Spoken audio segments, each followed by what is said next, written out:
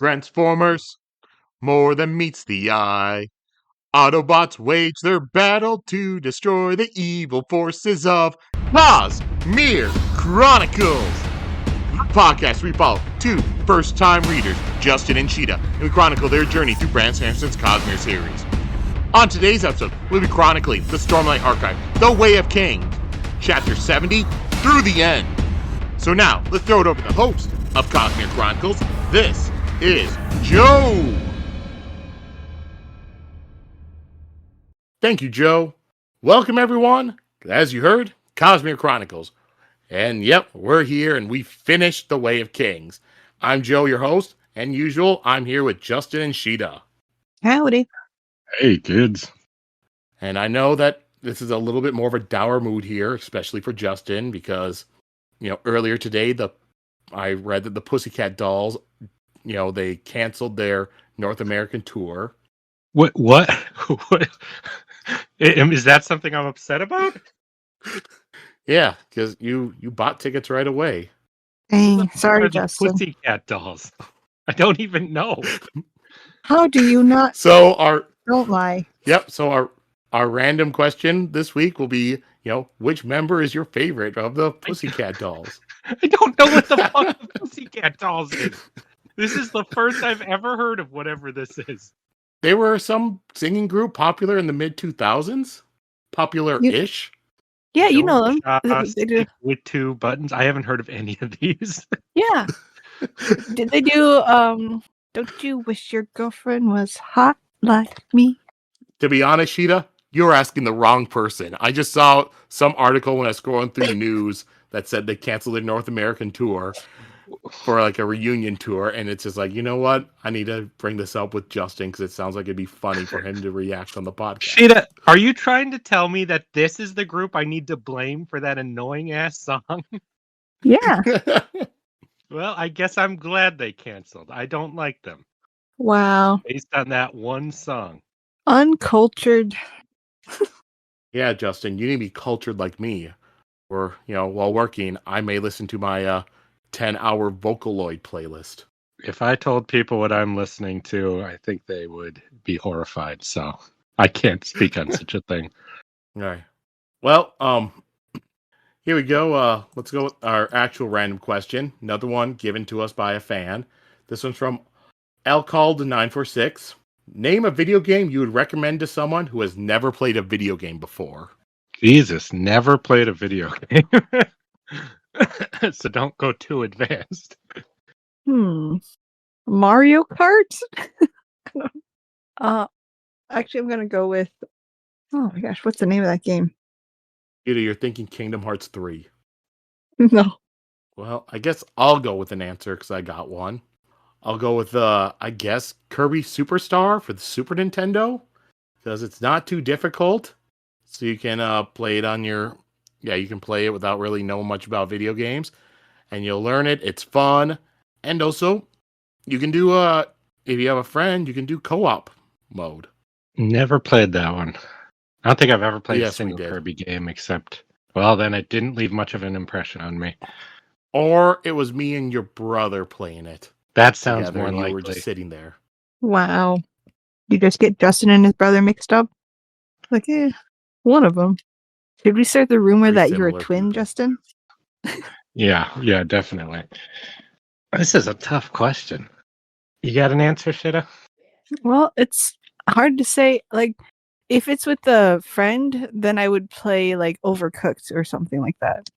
But if it's, like, a single-player game, I might... I don't know. There's just so many kinds of games. Like, is a person more, like, into action? No. This isn't for a specific person. This is somebody says, I've never played a video game before, but I'd like to. What do you suggest? That's the question. Okay. Senran Kagura. Yep. Here, I I suggest you play this hardcore H game. I'm going to say Dragon Age, the first game. It's I think it has enough. It's enough like video gamey stuff, and like I think the best part of video games is how the world feels and how in depth it could be with like simple aspects of gaming, you know.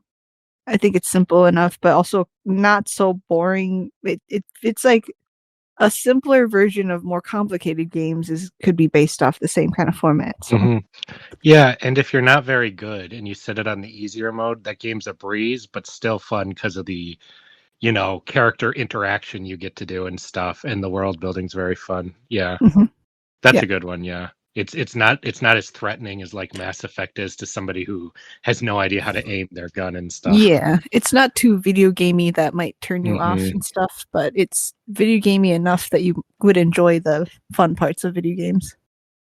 You know what? I'm just gonna say original Doom because it's very simple and straightforward. You just move around and shoot the shoot button to kill things, and you don't even need to look up and down. You just horizontal movements only, but it's difficult enough that I think it would be fun for somebody. That's assuming they have the ability to be in 3 dimensions. If not, then I don't know how to help them. That is a I guess hard I'd game hand to them play. Pac-Man.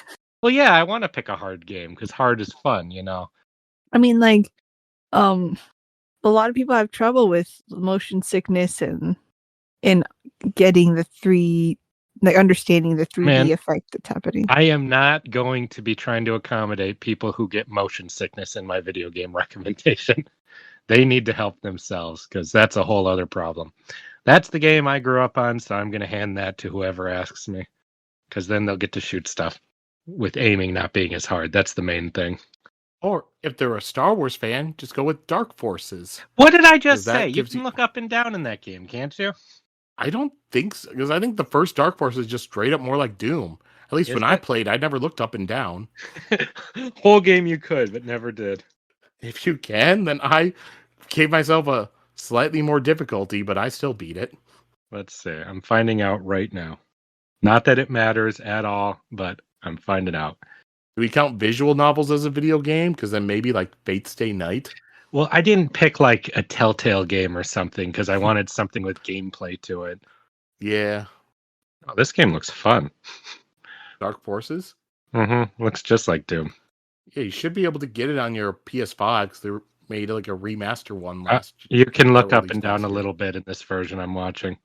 Unless Oh. that's just because of the remaster. So that's my Alright. answer there.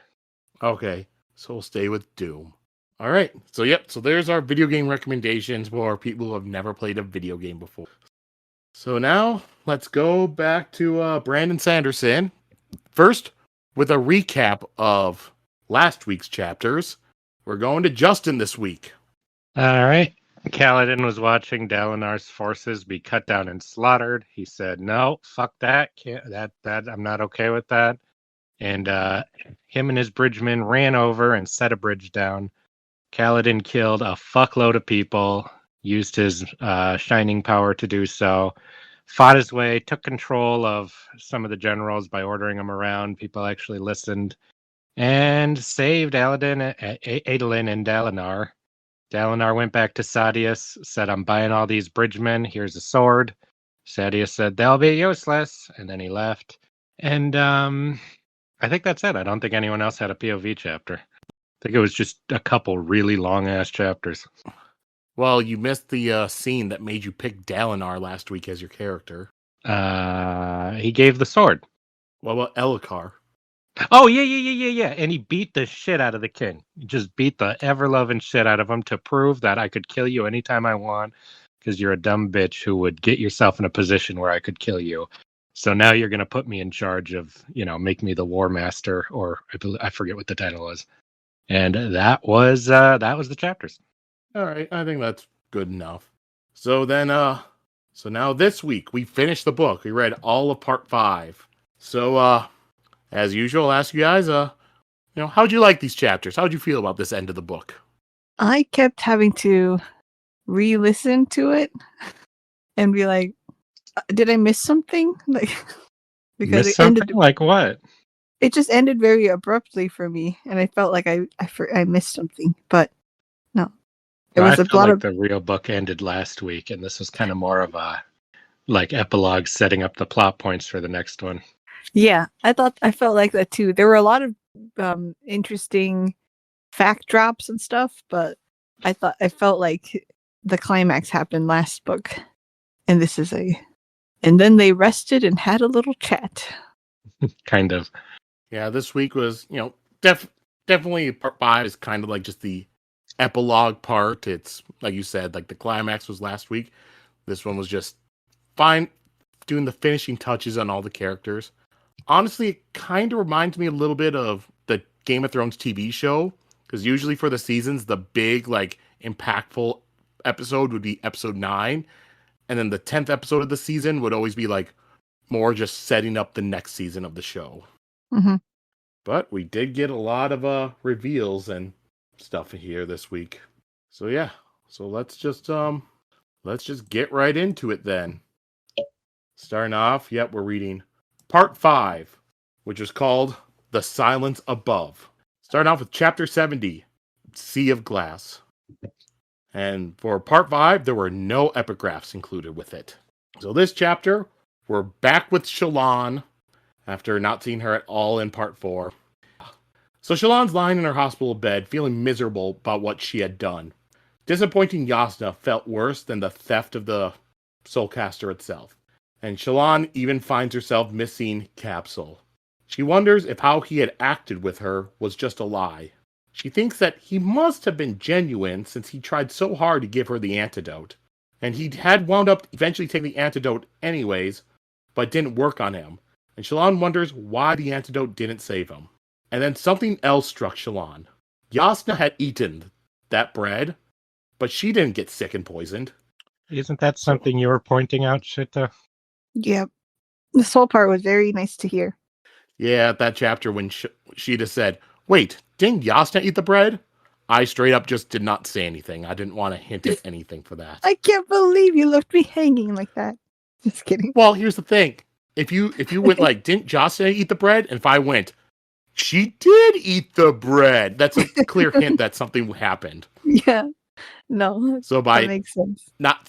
not saying anything, it's more like you had to stew on it yourself and try to think, did I actually catch something, or is that just a plot hole or a mistake that Brandon made?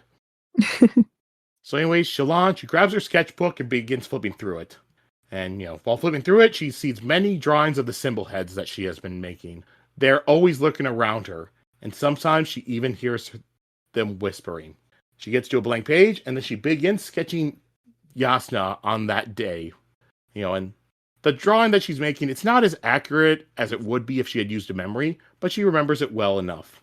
And she has a picture of Jasnah, like, smelling the jam, because, Jasnah had put her finger in the jam and smelled it, but she did not seem to react to the horrible smell that it had when Shallan smelled the jam. And then Shallan draws a picture of Jasnah while she was eating the bread, and she notices that Jasnah was kind of grimacing while eating it, even though it's just bread. And then Shallan looks closely at the bread that she had just drawn, and it seemed to be melting as Jasnah was putting it into her mouth. So Shallan, she gets out of her bed and leaves her hospital room, still wearing her, whatever they give them to wear for hospital gowns. And she heads to the Palanaeum, and she goes right into Jasnah's alcove in the Vale. And Jasnah, she's not really happy to see Shallan just walking in here. But Shallan just, kind of interrupts her and says that the Soulcaster is a fake. And it was a fake the whole time. And that is why Jasnah just did not seem to react after Shallan had swapped them. And Jasnah just says, yeah, you see, I keep several decoys, because I keep the real one hidden very carefully. And then Shallan opens up her sketch pad and she shows Jasnah a drawing that she had made of the place with the sea of beads and the dark sky and everything. And Jasnah looks at her with just utter shock, which Shallan takes a memory of so that way she could draw it later. And Jasnah asks her what book described that scene to Shallan. Shallan says that she didn't get it from a book. She had visited that place the night that she had accidentally soulcasted her goblin to blood, and then covered it up by faking a suicide attempt.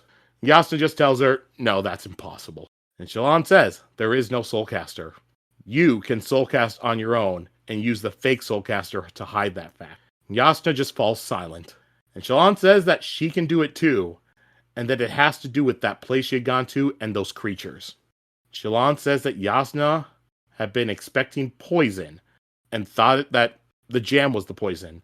So she had put her finger in it and soul casting into something else, and that wound up ruining the antidote. I knew that was gross and weird. I did not like that. Yeah, you were calling that out when she did it as being, you were suspicious that she'd poisoned them, right? Yeah, or did something to it. Because I was like, why would you stick your finger in there? They're going to eat it. Or unless it's some kind of normal thing to do. Like culturally. Yeah, I suspected her of doing something. See, like that whole scene during that episode, that was one of the times where, like I said, it'll be like one of you gets like 90% of the way there, but just can't get all the way there. Because Sheta was like noticing there's weird stuff going on, and Sheta even said, yeah, Jasnah can soulcast without a soulcaster.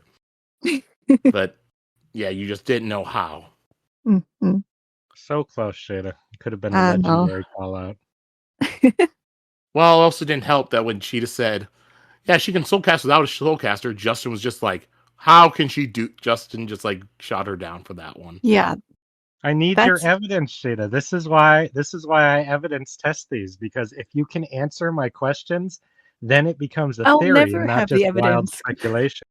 Because all I would say is like, well, she hasn't noticed that it's been different, you know, that it's a fake. So, but that's not any real evidence.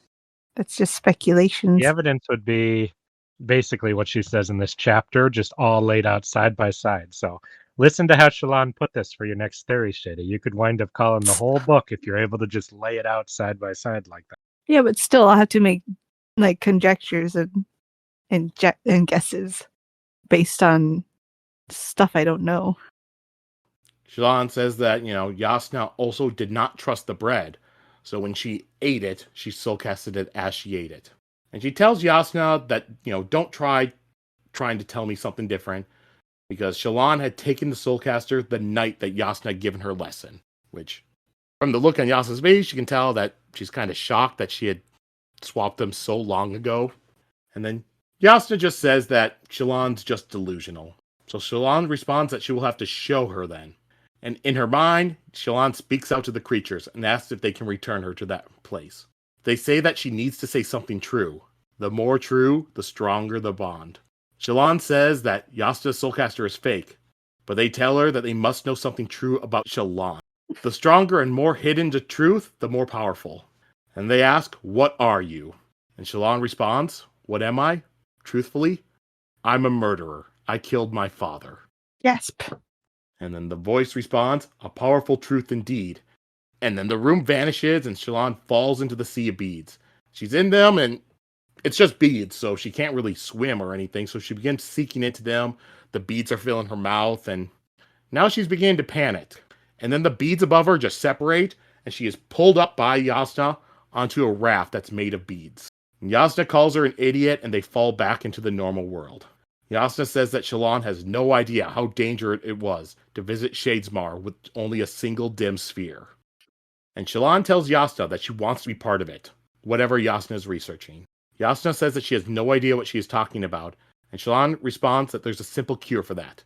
She says that she wants to be Jasnah's ward in truth, that she can do this same thing that Jasnah can do, and wants her to train her in it. Jasnah tells her that, you stole from me, and Shallan apologizes for that, because she had planned to steal from Jasnah the heretic, and didn't realize that she'd come to regret that theft, because of the fact that she came to love studying, and she would wind up losing all that. And she tells Jasnah not to make an even bigger mistake by sending Shallan away. She can be the one person that Jasnah would not need to lie to. Jasnah tells Shallan that you will never lie to me again, and you will never steal from me or anybody else again. And then Jasnah pulls out a book of notes and tells Shallan that if she wants to be part of this, then she'll need to read it. It's about the Voidbringers. And that's the end of that chapter. I'm glad they made up. Shallan, Jasnah is still going strong. No. It takes, you got to fight, have a big fight once before things start happening. No. However, I didn't expect them to make up like this. I didn't expect Shallan. Like I said, I always thought Shallan was going to go back home and that was going to be her story. So it's interesting to see this all happening was just a way to do the revelation about these things not working and that people can do it intrinsically, which I think all of this was just to kind of make the people of this world feel less magical, so we'd be more shocked when characters like Kaladin are having the ability to do magic and stuff. Yeah, this reveal was a lot more, or it revealed a lot more about the stuff we've been seeing. So I can't remember if either of you two guessed it, but were either of you shocked when Shallan said that she killed her father? We kind of guessed it when she No, kept saying, I like, was sure she'd killed her father. I had no question in my mind. When she had that flashback where she saw a body on the floor, before she did the last thing. I always thought that.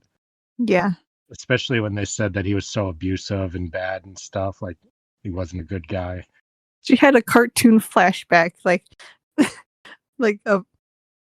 someone would have when they did that, like, no, father. But now we know that, well, other elements might be involved. Like, it might not, it's not just like she straight up killed him. It could have been an accident. I didn't think so. Well, Seemed to actually, me she like said she summoned a shard blade and killed him dead when he went too far in his anger one time.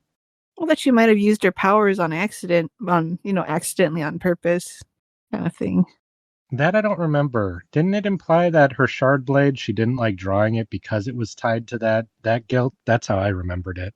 Also, does this mean that the shard blades are coming from people with this power? I wonder, Yeah, Well, I guess we don't know how she got it. Or I'm wrong. Maybe I'm stupid. And it was that she used her powers like you're saying, and that's how she got her shard blade from him, right? Is that kind of what you're saying? I don't know what you're saying. Sorry. What do you think? That when she killed her father, the shard blade was his, and that's how she got it. Oh, yeah. Mm-hmm. Let me see if I can double check my notes. These Shallan chapters.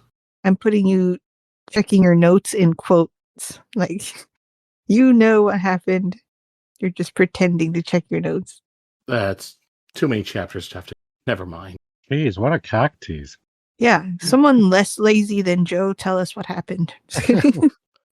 Here's the thing. I know what happened, but I also don't know. I don't remember exactly what was said, before or after, or what's just like fan theories. So I don't want to No, it's okay.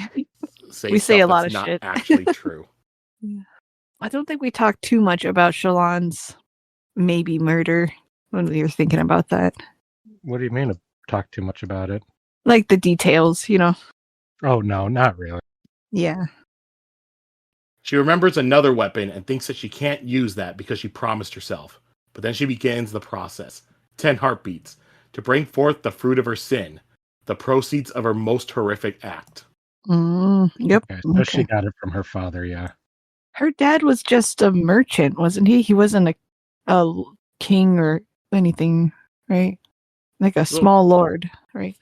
Yeah, so what we had is like he's like a minor lord, and what Shallan and like her brothers believed is because he had started getting rich because they kept finding all these new marble deposits and stuff. And he started making like some more deals, and then these guys showing up like after she had left, and they had like the 3 diamond marks on their wrist and stuff, and they wanted the thing back. So they believed that like they were working with her father to get him rich, and that he would make a play to become a high prince or something like that.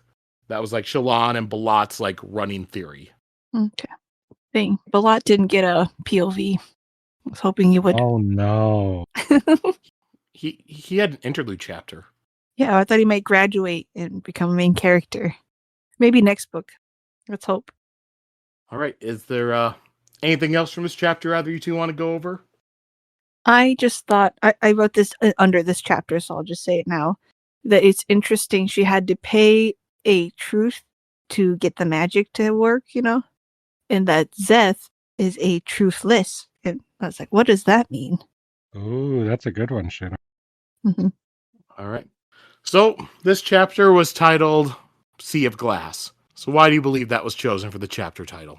I think the beads are made of glass, which is interesting because, like, I wonder what the beads actually are, because then I'm like, well, sand turns into glass during lightning sand turns into glass, and storms are a thing. Sand mastering, Sheta. No.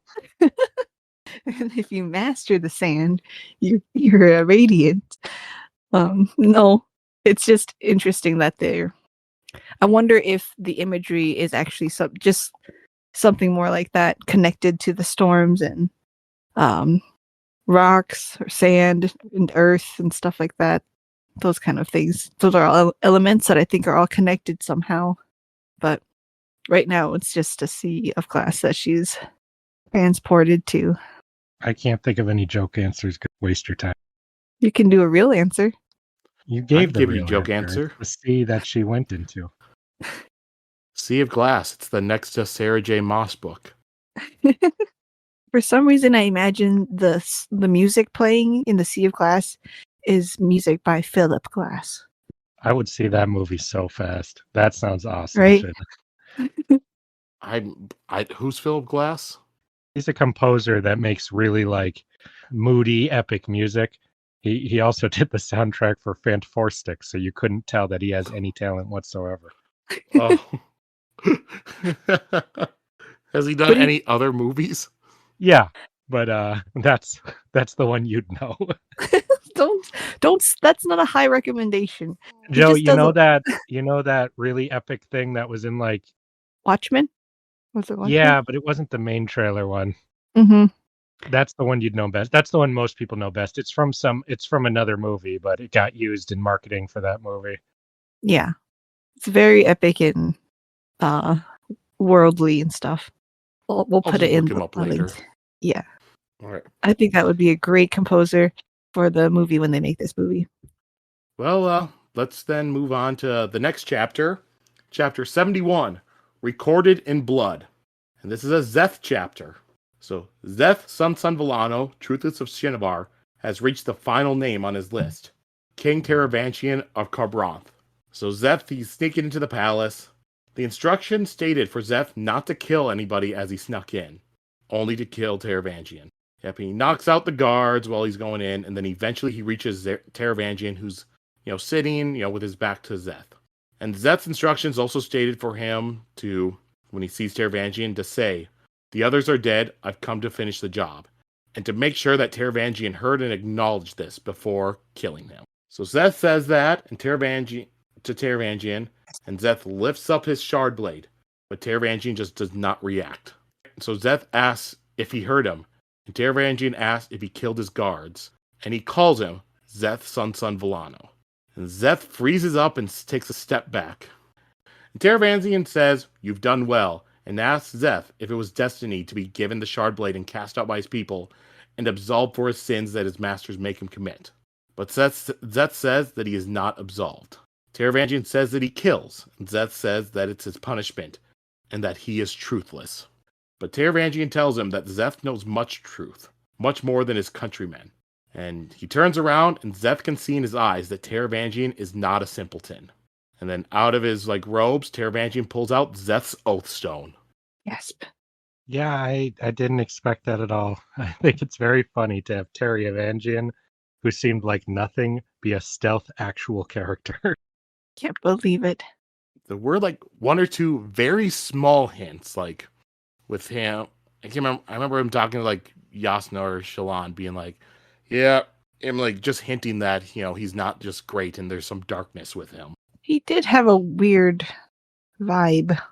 And for me, it was just the angle heads being in his portrait that always made me feel weird about him. What about them being in the portrait with Capsule? Yeah, well, Capsule is always suspicious.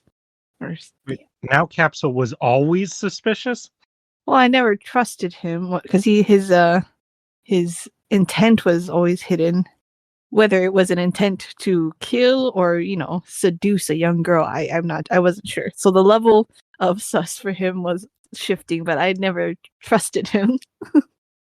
That says that Taravantian is his unseen master, and he had even put his own name on the list. Taravantian says that, he did that because if Szeth was caught, then Taravantian would not have been suspected as the one sending him out to kill people. Szeth asks him if he's doing this for vengeance. Taravantian tells him no, and that many that he had killed were dear friends of his. But he says that their deaths were necessary for stability. Sometimes you must tear down a structure to build a new one with stronger walls, and they are going to need very strong walls in the coming years. Taravantian has Szeth follow him, and they go down a winding set of stairs, and they eventually get into a large room that was not on any of the maps that Szeth had looked at. The room was filled with hundreds of beds, with many of them occupied, and people in white coats walking between all the beds. And, because we know Kharbranth is known for hospitals with, free healthcare and stuff for people. So Szeth asks if Taravangian showing him his humanitarian efforts is to make up for all the deaths they commanded Szeth to make. But Taravangian tells him that this is not humanitarian work. And Szeth notices that those healers, they're actually draining the blood from the people in the beds. And they're walking around holding clipboards waiting for something to happen. And my horrified realization when this started happening at what this meant about everything we've read. This was freaky. You would need to fill a class music for this reveal, Sheta. Yeah. This reveal does deserve a Philip Glass soundtrack. The horror. Now, this was horrifying to jump ahead and realize that most of what we've been reading in those openings, not only was it not people going around just getting these little notes from people who happen to die, which always seemed unrealistic, that you could be around so many people who died and taking this when most people don't know about it, but that it was Taravangian's doing, of all people, was very, very fucked up to realize. Mm-hmm. And he just opened up a wall in his house and was like, "Yep, that's happening." And the king renowned for his free healthcare. Please send all your dying to me. Yeah. Oh my god. Oh, I'm so curious what his deal is. He's trying to save the world. Yeah, but what else has he done? What else is he responsible for? What does he believe in? Actually, what does he know? And this whole scene, when we started this book, I was always thinking that Justin, this one was going to stick out to him because it seems to go with the thing that he always wants to see villains do, like mathematically try to science out the yeah, rules. this is evil sciences level. Yep, the evil sort of stuff. Like when you were complaining that no one's took apart the Koloss and found these spikes. I was kind of thinking of this scene being they found out about this thing and. Yep, eventually someone does a real evil thing with it in order to scientifically get the best. Yeah, to abuse this little magic glitch, which is kind of just a fun little thing, an ominous little thing, to try to exploit the power of prophecy and stuff. And to do it in such a blunt way too, not in any magic way, just to kill people and write down their words. This was my favorite moment in the entire book. I like this so much, even though it is so fucking horrifying. And I'm very curious what will come of this. Is this going to prove to be a pointless thing that he just did that had no real benefit and he's just crazy? Or is it going to be something that saves everyone in the end, This seems like a desperate, very desperate and kind of reaching thing to do, though, for such an extreme operation. Well, if desolation is coming and you're getting some little glimmers, Yeah, but what have they found to justify this, That we don't know yet. Did they get a time and date or something? Otherwise, it's just kind of vague, poetic things about nothing. Well, yeah. That's why I'm is it going to wind up being something or is it going to lead nowhere at all? I'm very curious.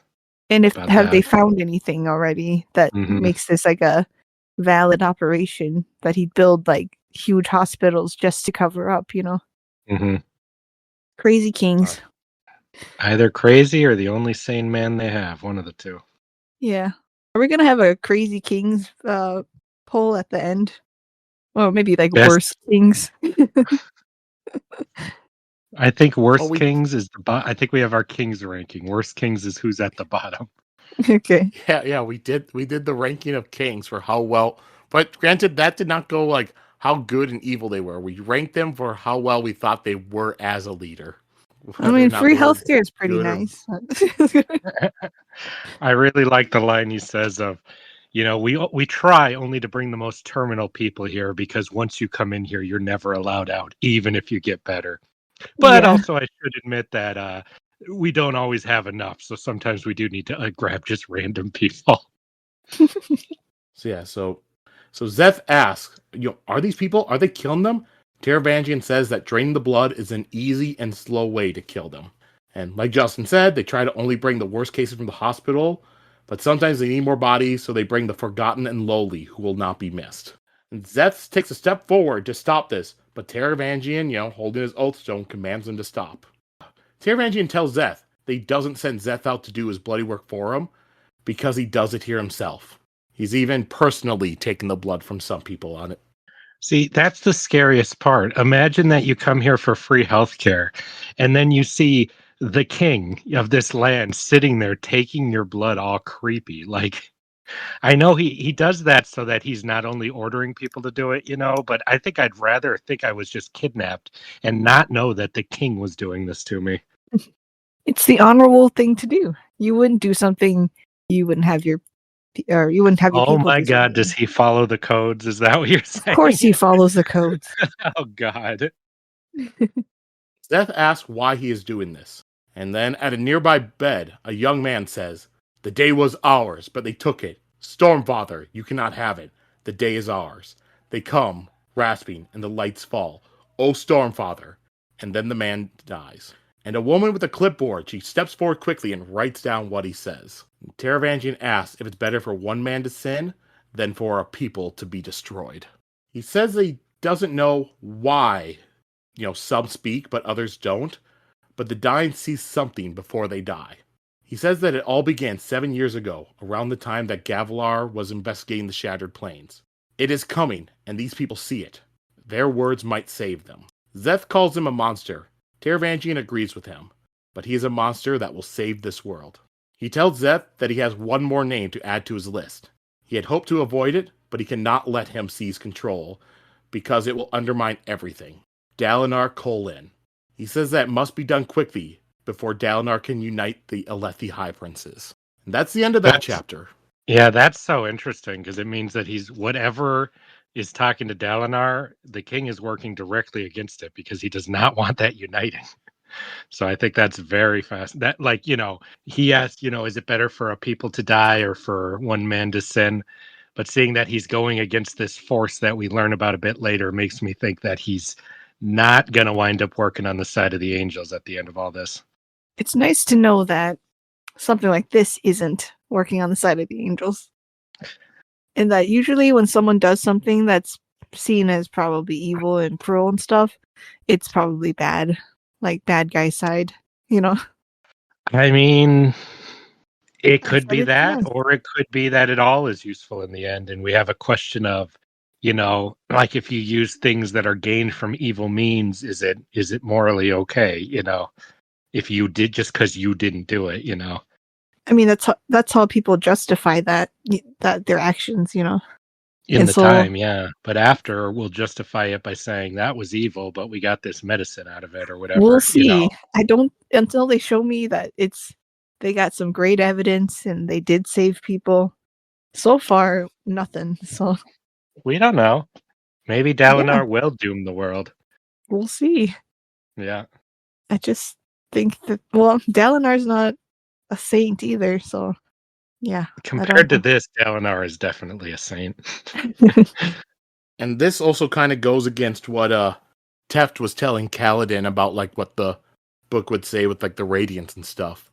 Because one of the things he was saying that was like, it's not all right to kill one innocent in order to save 10 people. Mm-hmm. So it's against the words. So yep, it's the evil one. I think if the writer wanted you to support this, he wouldn't have pointed out explicitly that sometimes we can't get terminally ill people, Yeah. Anything else from this chapter that you two want to go over? Just that I'm curious about Taravangian and what his past is, because he can speak Shin and he just seems like very knowledgeable and he knows stuff. So I just want to know what he is, why he knows stuff, and how long he's been doing working on this. And I'm curious if Jasnah knows anything about him. Maybe they're even working together. I don't know. I highly doubt Jasnah's working with this. From what little we know about her, I don't think that she's evil, Maybe she doesn't know all of it, Mm. So maybe she just thinks, because why did she come here? I really felt like they had a kind of an understanding or something. So she might know she might not know everything he's doing, but be like, sharing that knowledge together a little bit, Also, she came here to use like the Palaneum because it's like one of the largest libraries in the world. Yep. I wonder why, and I wonder, what else is secret then? There seems to be a lot of, in this world especially, knowledge is power, so secret knowledge is secret power. All right, so this chapter was called Recorded in Blood. So why do you believe that was chosen for the chapter title? It's a fancy way of saying that people had to die for these records. Yeah, basically. All right, so we'll go on to the next chapter. Chapter 72, Veristatalion. So, Shallan chapter again. And Shallan asked Jasnah how she was able to soul cast her blood if Jasnah, is bad with organics, like she had said. Jasnah explains that blood is not the same as organics. Blood is one of the essences. The pure form of an essence is easy to make. But creating something as complex as strawberry jam, which was made from berries that Jasnah had never smelled or tasted, was beyond her capabilities. So when she tried to do it, she fucked it up. And Shallan asked if all the art and soulcasters are fake as well. But Jasnah says no. Those are quite real. But the two of them here, Shallan and Jasnah, those are the only two that Jasnah knows of who can soulcast without a soulcaster.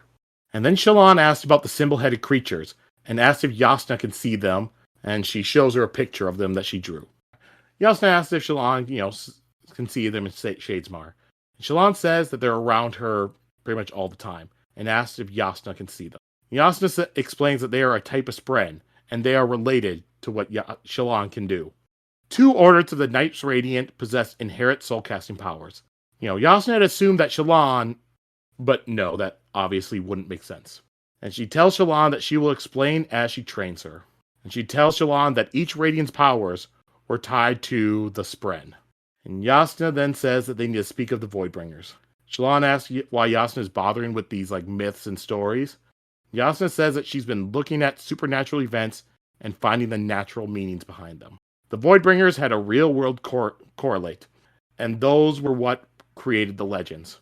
And she gives Shallan some notes and has her read them.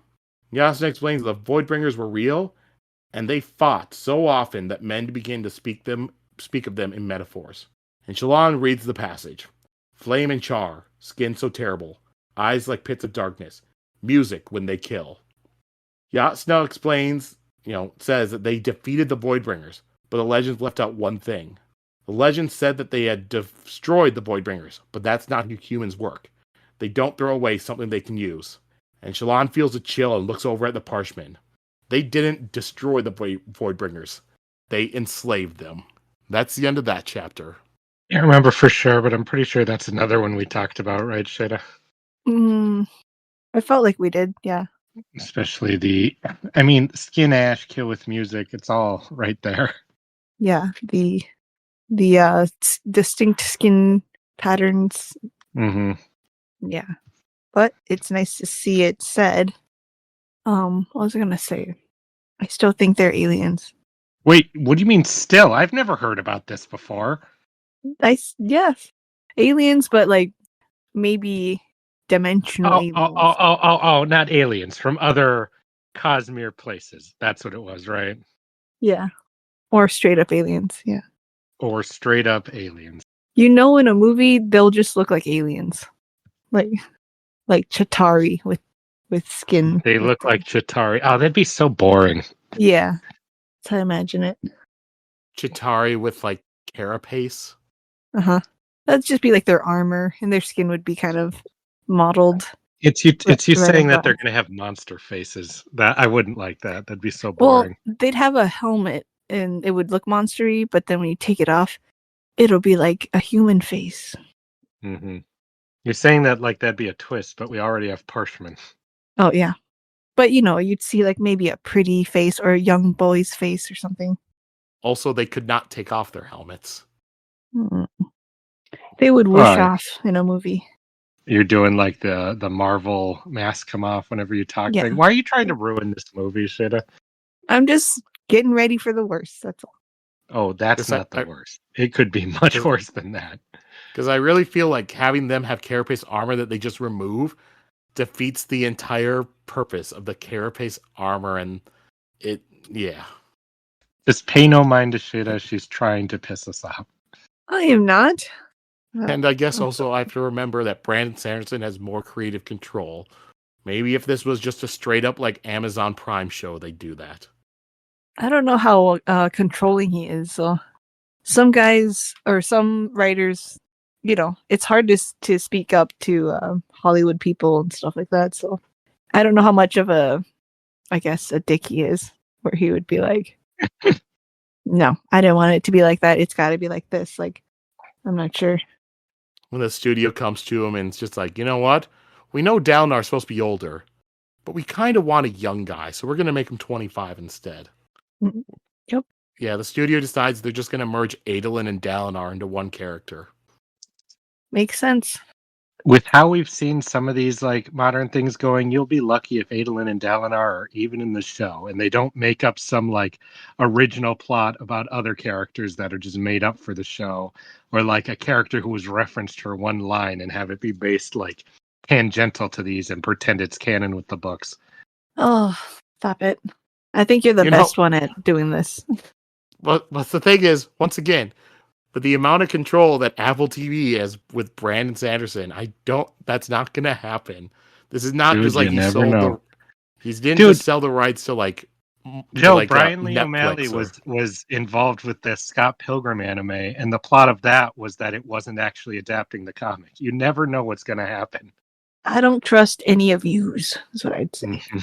All right. Anything else from this chapter you two want to go over? Just how thankful I am for... No, not thankful. How pissed off I was getting at Jasnah for... Oh, maybe this... I'll tell you that next book. God, I know. I was like, I was like that too. I was like, yeah, especially when she stopped herself. Mm-hmm. I thought there was a lot of interesting detail stuff in here that that is actually a pretty interesting deal. Like how 2 orders of the Knights Radiant have these inherent soul casting abilities, and I was like, well, the other one is what Kaladin has, right? He can do that stuff without anything too, I think. I mean, I don't know. What is Kaladin's soul cast? Stuff. But I was like, well, his stuff is physical instead of like... Why did you just say stuff and then leave it at that? Like everyone would be like, yes. Oh, like he can lash and stuff, like That's, I guess soul casting was soul like casting? I thought soul casting was just sucking in stuff. Soul casting was changing something into another thing, like Shallan changing the goblet into blood, or Jasnah changing like the rock into smoke. Oh, okay. Then Kaladin does not have that. But I thought maybe, yeah. Physical stuff, like, I mean, you're changing yourself, so I wonder what that is, if that counts or not. Because he's giving himself super strength and healing instead of manipulating the atoms of other stuff, So, and I wonder if that's why Jasnah is not as good as organic stuff, because that's a different kind of power. So, depends on the spren. I really wanted to know all this stuff, though. I'm really anxious to learn this to learn more, I guess. All right, so the name of this chapter title was Aristotelian. So why do you believe that was chosen for the chapter title? Was that word in the chapter? That was the title, and I don't know why, but I kept having to hear the audiobooks say that chapter a bunch, and I was like, I don't know what that means. Stop saying it like it's a thing. Like, I'm well aware it was the chapter title. I was asking if it was used in the chapter. Oh, no, so I don't think so. It was not used in this chapter, but it was used and explained earlier in the book. Remind me. Yeah, Aristotelian is the sort of historian that Jasnah is. Oh, trying to find like the real truth in the history. Well, then you just answered why it's called that. Well, since they have to reveal truths to use as power, I think that is why Jasnah and Shallan are what they can use as power. They are truth seekers, and they're trying to, and everything they learn gives them more power. Like literally, their knowledge is their power. So I think that is maybe the type of radiant, or what do they call them? A knight's radiant. They're just studiers. And since no one's as smart as these two ladies, that's why they're the only ones that can do it. That may be Taravangian. All right. So then let's move on to chapter 73, Trust. So Kaladin, he's standing in Dalinar's staging ground, and he's asking aloud if he should trust Dalinar. Syl says that he's a good man, despite that thing that he carried, the shard blade. She said she doesn't know why, but it feels wrong to her, and she hates it. She's glad he got rid of it, and it makes him a better man. That's the most ominous damn things in this entire book so far. Like, what the fuck does that mean? Yeah, I thought that the Spreng were all for the shards, like that they gave them the shards. So like now I'm like, maybe not, if she doesn't like it. And Kaladin, he thinks about how he had stabbed that Parshendi shardbearer in the leg. And the other Parshendi had not interfered in the duel, and they also had not attacked the wounded bridgeman. But Kaladin had gone in and attacked that shardbearer in a cowardly way, and it bothered him. He asks Syl if you can kill to protect, and she says that she doesn't know. And he says that he did not see her much during the battle. She answers that the killing hurt her, so she had to go. Kaladin says that the Radiants were held to a standard, and that you should not do terrible things to accomplish something great. Today he slaughtered Parshendi to save Alethi. But if he hadn't gone to save Dalinar, then he would have allowed Sadeas to commit a terrible betrayal. He had also lost 3 bridgemen in order to save Dalinar. Are the lives of others worth that? Syl says that she doesn't know the answers. And then Dalinar arrives, and Kaladin thinks that he looks noble, but so have others. But would the others have given up a shard blade just to keep up appearances? And Dalinar asks how many of the bridgemen does Kaladin think will accept his offer of purse and freedom. Kaladin says that a fair number of other crews probably will, but he says that his crew will likely do whatever he does. So Dalinar asks him what he will do. Kaladin says that he has not decided yet. And Dalinar says that he owes Kaladin his life twice over, and the life of his son. And he asks why Kaladin's crew really came back for him, and Kaladin responds by asking, why did you give up the shard blade? Dalinar says that he has an offer for Kaladin. He and the king are about to do something dangerous that will upset the war camps. His honor guard is nearly wiped out, and the men he does have will be needed to augment the king's guard. So he needs someone he can trust to protect him and his family. He wants Kaladin and his crew. He wants the elite ones that Kaladin trained as bodyguards, the rest as soldiers in his army. And he's curious about what Kaladin can do when given the right resources.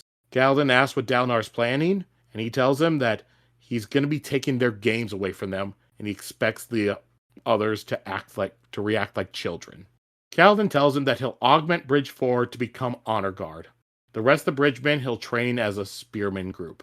And he wants those in the honor guard to be paid like they're in the honor guard. He wants a space to train and full right of requisition from the quartermasters. He also gets to appoint his own officers, and they won't answer to anyone except for Dalinar, his sons, and the king.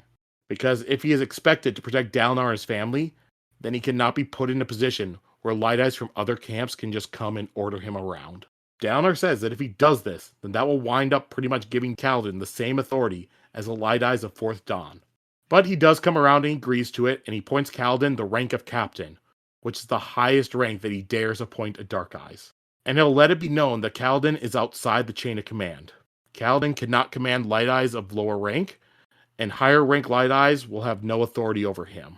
And Kaladin says that he wants the soldiers that he trained to be assigned on patrolling duty.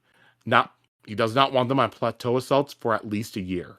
He says that he found himself regretting the Parshendi they killed today. They had shown him more honor than most members of his own army. And Dalinar says that should not be a problem, because he himself does not plan on being on the front lines much in the future. And then Dalinar hands Kaladin a cloak. It was the one that he wore to battle today. He says that each man who wears his colors is of his family, so he asks him to accept it with his gratitude. Kaladin Stormblessed. Kaladin asks where he heard that name, and Dalinar says he heard it from his men. He says he needs men like Kaladin. The whole kingdom needs him. Perhaps all of Roshar. The true desolation comes. Kaladin asks, what was that? And Dalinar says, that was nothing. Yeah, that doesn't bode well. When you're like, okay, I'm gonna shack up to you. I'm gonna like my freedom, the freedom of my men. We're all gonna commit to you. Oh, you're batshit insane. That does not bode well. Fuck. What do you mean? For Kaladin? Yeah, once the guy starts talking about final desolations and all this crazy shit like that, you're like, oh god, what did I just sign on to? This guy's mad. Like he didn't give up that Stormblade because it was honorable. He did it because he's insane. Kaladin goes and he heads to the barracks where Bridge 4 is, and he finds them sitting out front with Krok cooking stew. And Moash says they just did not feel right to go to sleep before they did this. And Tef says they've been talking about what they saw Kaladin do today. And Kaladin, he hopes that none of Dalinar's soldiers had noticed like him glowing. And he worries that the bridgemen will ostracize him and treat him like a freak like his father had been back in Hearthstone. But instead, they start going off about how they think it was amazing. And Moash and Lopin even ask if he can teach it. And Kaladin asks them, aren't you afraid? And several of them, they just shrug. Lopin points out that it kept him alive. And Kaladin says, but this is what the Radiants did, and they were traitors. Moash responds that, well, everyone knows the Light Eyes were chosen by the Almighty, and they're always noble and just. And Scar says that, you know what? We're just Bridge 4. If it helps you survive, then that's all that needs to be said. And Moash once again asks if he can teach him. Kaladin says he doesn't know, but that doesn't mean that they should not try. And Drake asks, hey, can you do it right now? And Sig's lads, Kaladin, we kind of, don't you think that we deserve it? So Kaladin reluctantly breathes in some Stormlight and begins glowing. Scar asks him what he can do, and Kaladin says he doesn't fully know, but he can draw arrows towards them and he can make rocks stick to the ground. And he also becomes faster and stronger and he heals his wounds. And Sigzil, he just goes off, starts asking a lot of analytical questions about it, like, how fast do you heal? How much stronger does it make you? How long does stuff stick to the walls? All that. Kaladin doesn't know the answers to any of those. And Rock says that they can do some tests. But Kaladin tells him that, you can't tell anyone about this, and they all nod and agree. And Kaladin, he looks around at the men as they eat, and while they're eating, bridgemen from other crews come over and begin joining them. And Kaladin smiles and listens to the men. He thinks about how 3 more had died today, Malop, Earless Jax, and Narm. He failed them, but they had been able to save hundreds of others who no longer will have to run bridges. And Kaladin had saved 27 of his friends. He had finally managed to save someone, and for now, that was enough. That's the end of that chapter. I had forgotten that Kaladin's dad kind of did stuff with the spheres back in the day, and so I was like, is it something he inherited then? And I was like, well, no. Or what did he do with the spheres? When all the villagers came over and they were kind of like asking him to give it back, give back the spheres, he like glowed. He made them glow and scared I didn't everybody. even remember that. I totally forgot that. All he did was, because spheres, they have light. He had a thing. He had like a towel over the gauntlet or a cloth. All he did was just took off the cloth so the normal light glowed on the men. Oh, He didn't use any sort of powers. Yeah, but they glowed a lot. Like they glowed they scared people, or it scared people. So I thought he might have done something with it. Like maybe like a very primitive version of that, But anyway, if he did that, I was like, did Kaladin inherit it like hereditarily, or is it just from the teachings of his father that he gained that ability, Like, is it like with Pa Kent teaching the morals and values to Superman, he was able to use the same powers, So It sounds like the answer is neither, Sheta. Because it could be neither, but I thought it was interesting that since I do think it's to do with your values and your what you think of honor and stuff like that, Well, it's interesting that this power has some kind of emotional element to it, as it talks about in the back later, and how people accessed it. It seems like there's a lot they're not telling us that'll be interesting to learn. Yeah.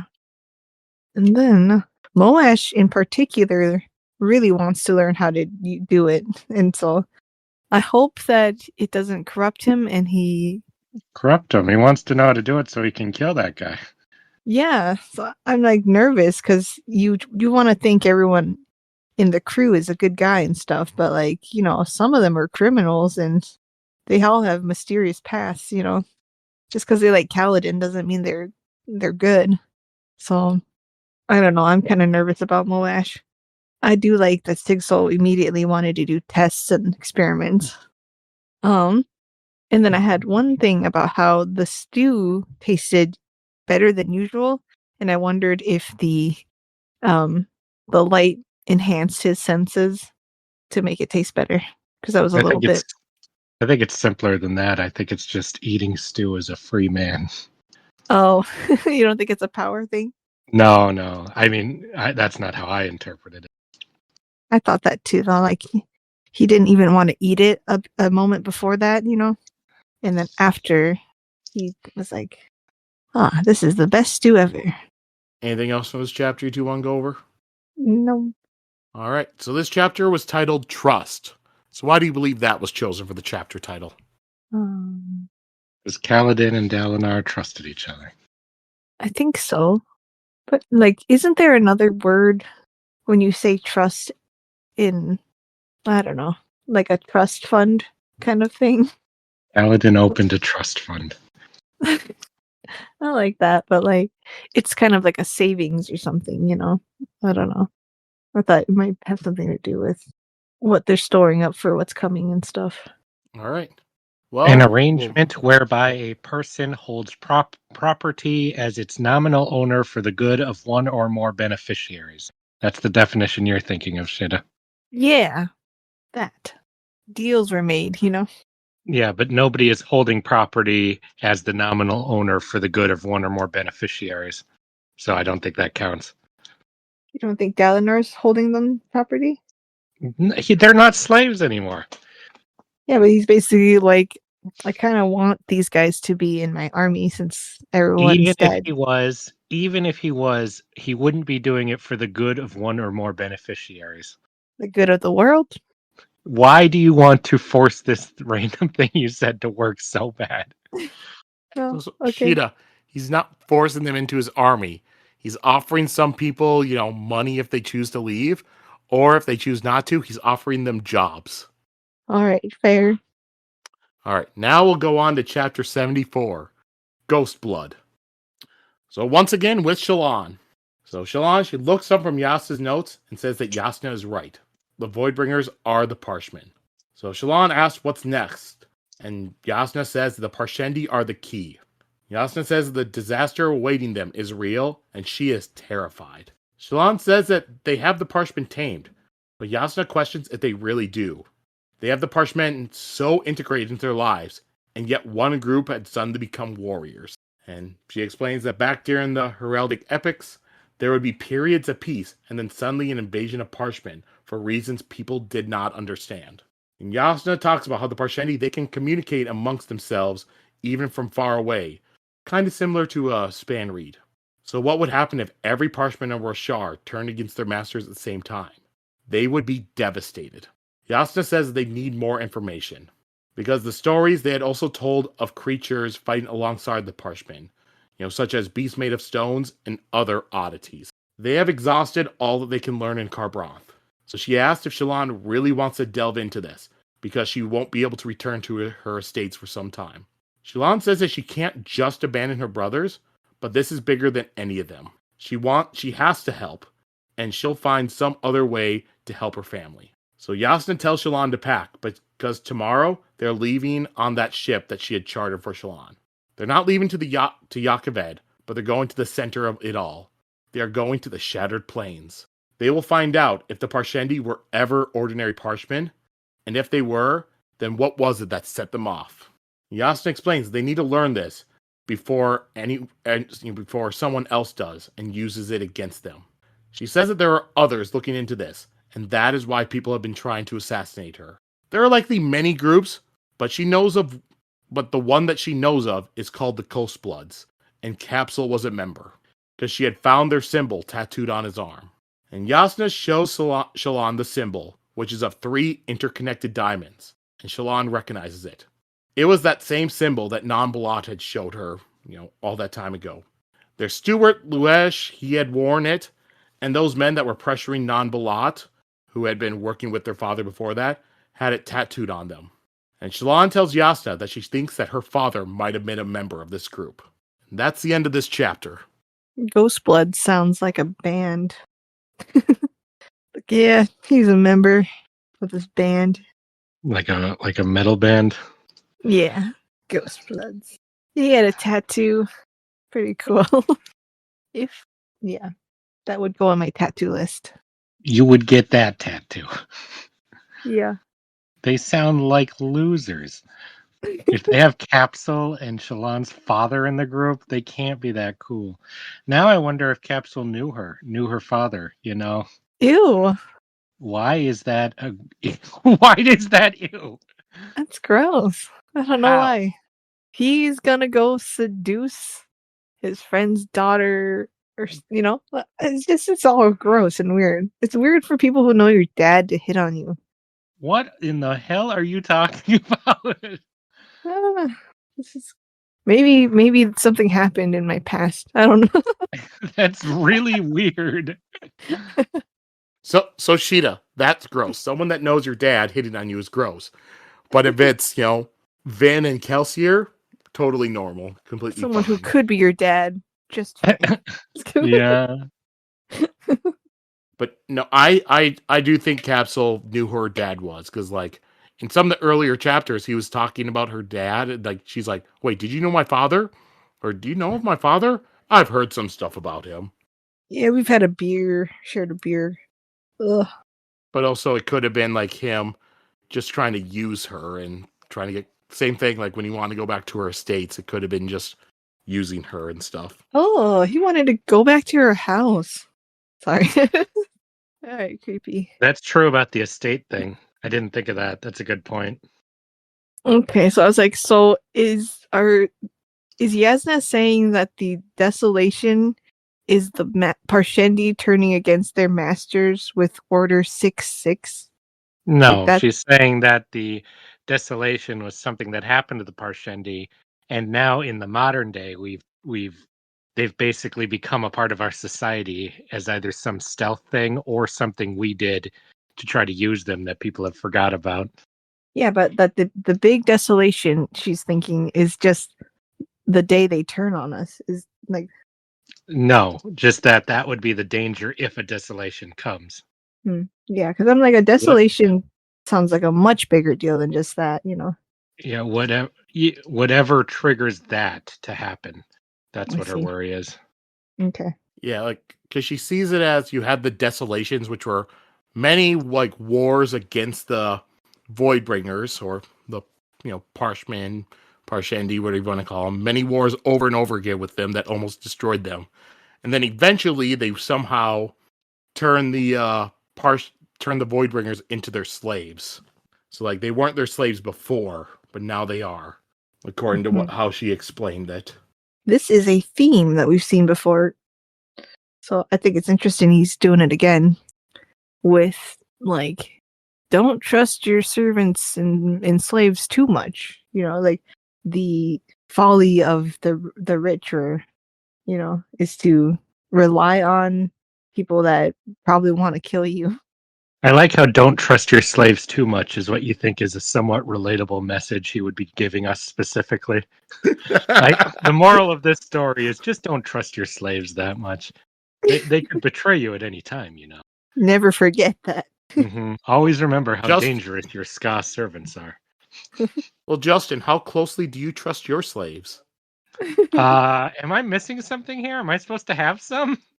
Have I been missing out? Did slavery become legalized again? It never went away. It never went away. You just get paid minimum wage now. One of those. Yeah. All right. Anything else from this chapter either you two want to go over? Not a very long chapter. Well, I'm just glad that, or I've been wanting him to go to the Shattered Plains for a while, and I'm glad that they're gonna go there. And now they'll finally meet Kaladin, and then Shallan and Kaladin can start a relationship. Usually I'd yell at you for these, but I think that's very likely based on just how stories normally go. Yeah. They're gonna There's be no like, evidence for it, no reason to think it, except that that's pretty standard for a story. they're of the right age, and they both are discovering new powers within themselves, and they're gonna have a really cute time learning the powers together. You're already shipping Shallan and Kaladin. Yep. You're not shipping her with Ooh. like Renarin or Adolin or any of the other Bridge 4 members. Ew. What's wrong with Bridge 4? They're super hot now. They've been They're training not and stuff. super hot now. What the fuck are you talking about? Where did that come from? I'm talking about the scene where they all kind of flex at the army and they back away. Oh my god. I feel like Moash is hot for some reason. Oh my god. Shut the fuck up. I don't want to only hear di- any of this shit. The only description we have of Moash is that he has like a hawkish face, so kind of angular. No, I looked it up, and then Moash was described as kind of good looking. What? I don't know if you're trolling us or not. I'm not trolling you. Okay, let me look it up. I don't need you to look it up. Wait, I don't where are you care. looking this up? Well, when I was doing my castings, I was just kind of getting like the looks and first appearance of people. Were you getting it from the book? Yeah, or is this some kind of like pornographic fan fiction you've been reading? Okay. I will Yeah, say, it says Moash is a huge dick. It's canon. No, it says I will say, for any of the characters, any of them in this story, don't look stuff up online for their descriptions. I'm not. I just use a chat GPT. That's even worse. Well, it says that Moash has handsome face with clean Sheta, and well-shaped features. Not only are you more likely to get a spoiler using ChatGPT, I which said will just don't read without off a spoiling Wikipedia anything. article. Not only are you more likely to get that, it's just going to make random shit up, especially if you ask it like a description like that. I like this description of Moash. I'm sure you do, but it's not based on anything from the book. All right, you've done well so far. In the future, if you need a description of a character, just text me. Yeah, but I like this one. Shut the hell up, Sheta. You are. He's naturally confident, portrayed as good-looking and solidly built. Oh my god. Oh my god. Okay. Oh my god. So, Sheta, what are the chances now that you'll ship Shallan with Moash because you think Moash is hot? Ooh, that'd be pretty Or hot. Jasnah. You can ship Jasnah with any of the Bridge I was 4 going to say members. that. Jasnah. Do I need to grab a hose for you two? I don't need to hear any of this shit. What if Jasnah and Shallan get in a love triangle with Kaladin? That would be crazy. Well, great show, everyone. I'll see y'all next week. All right.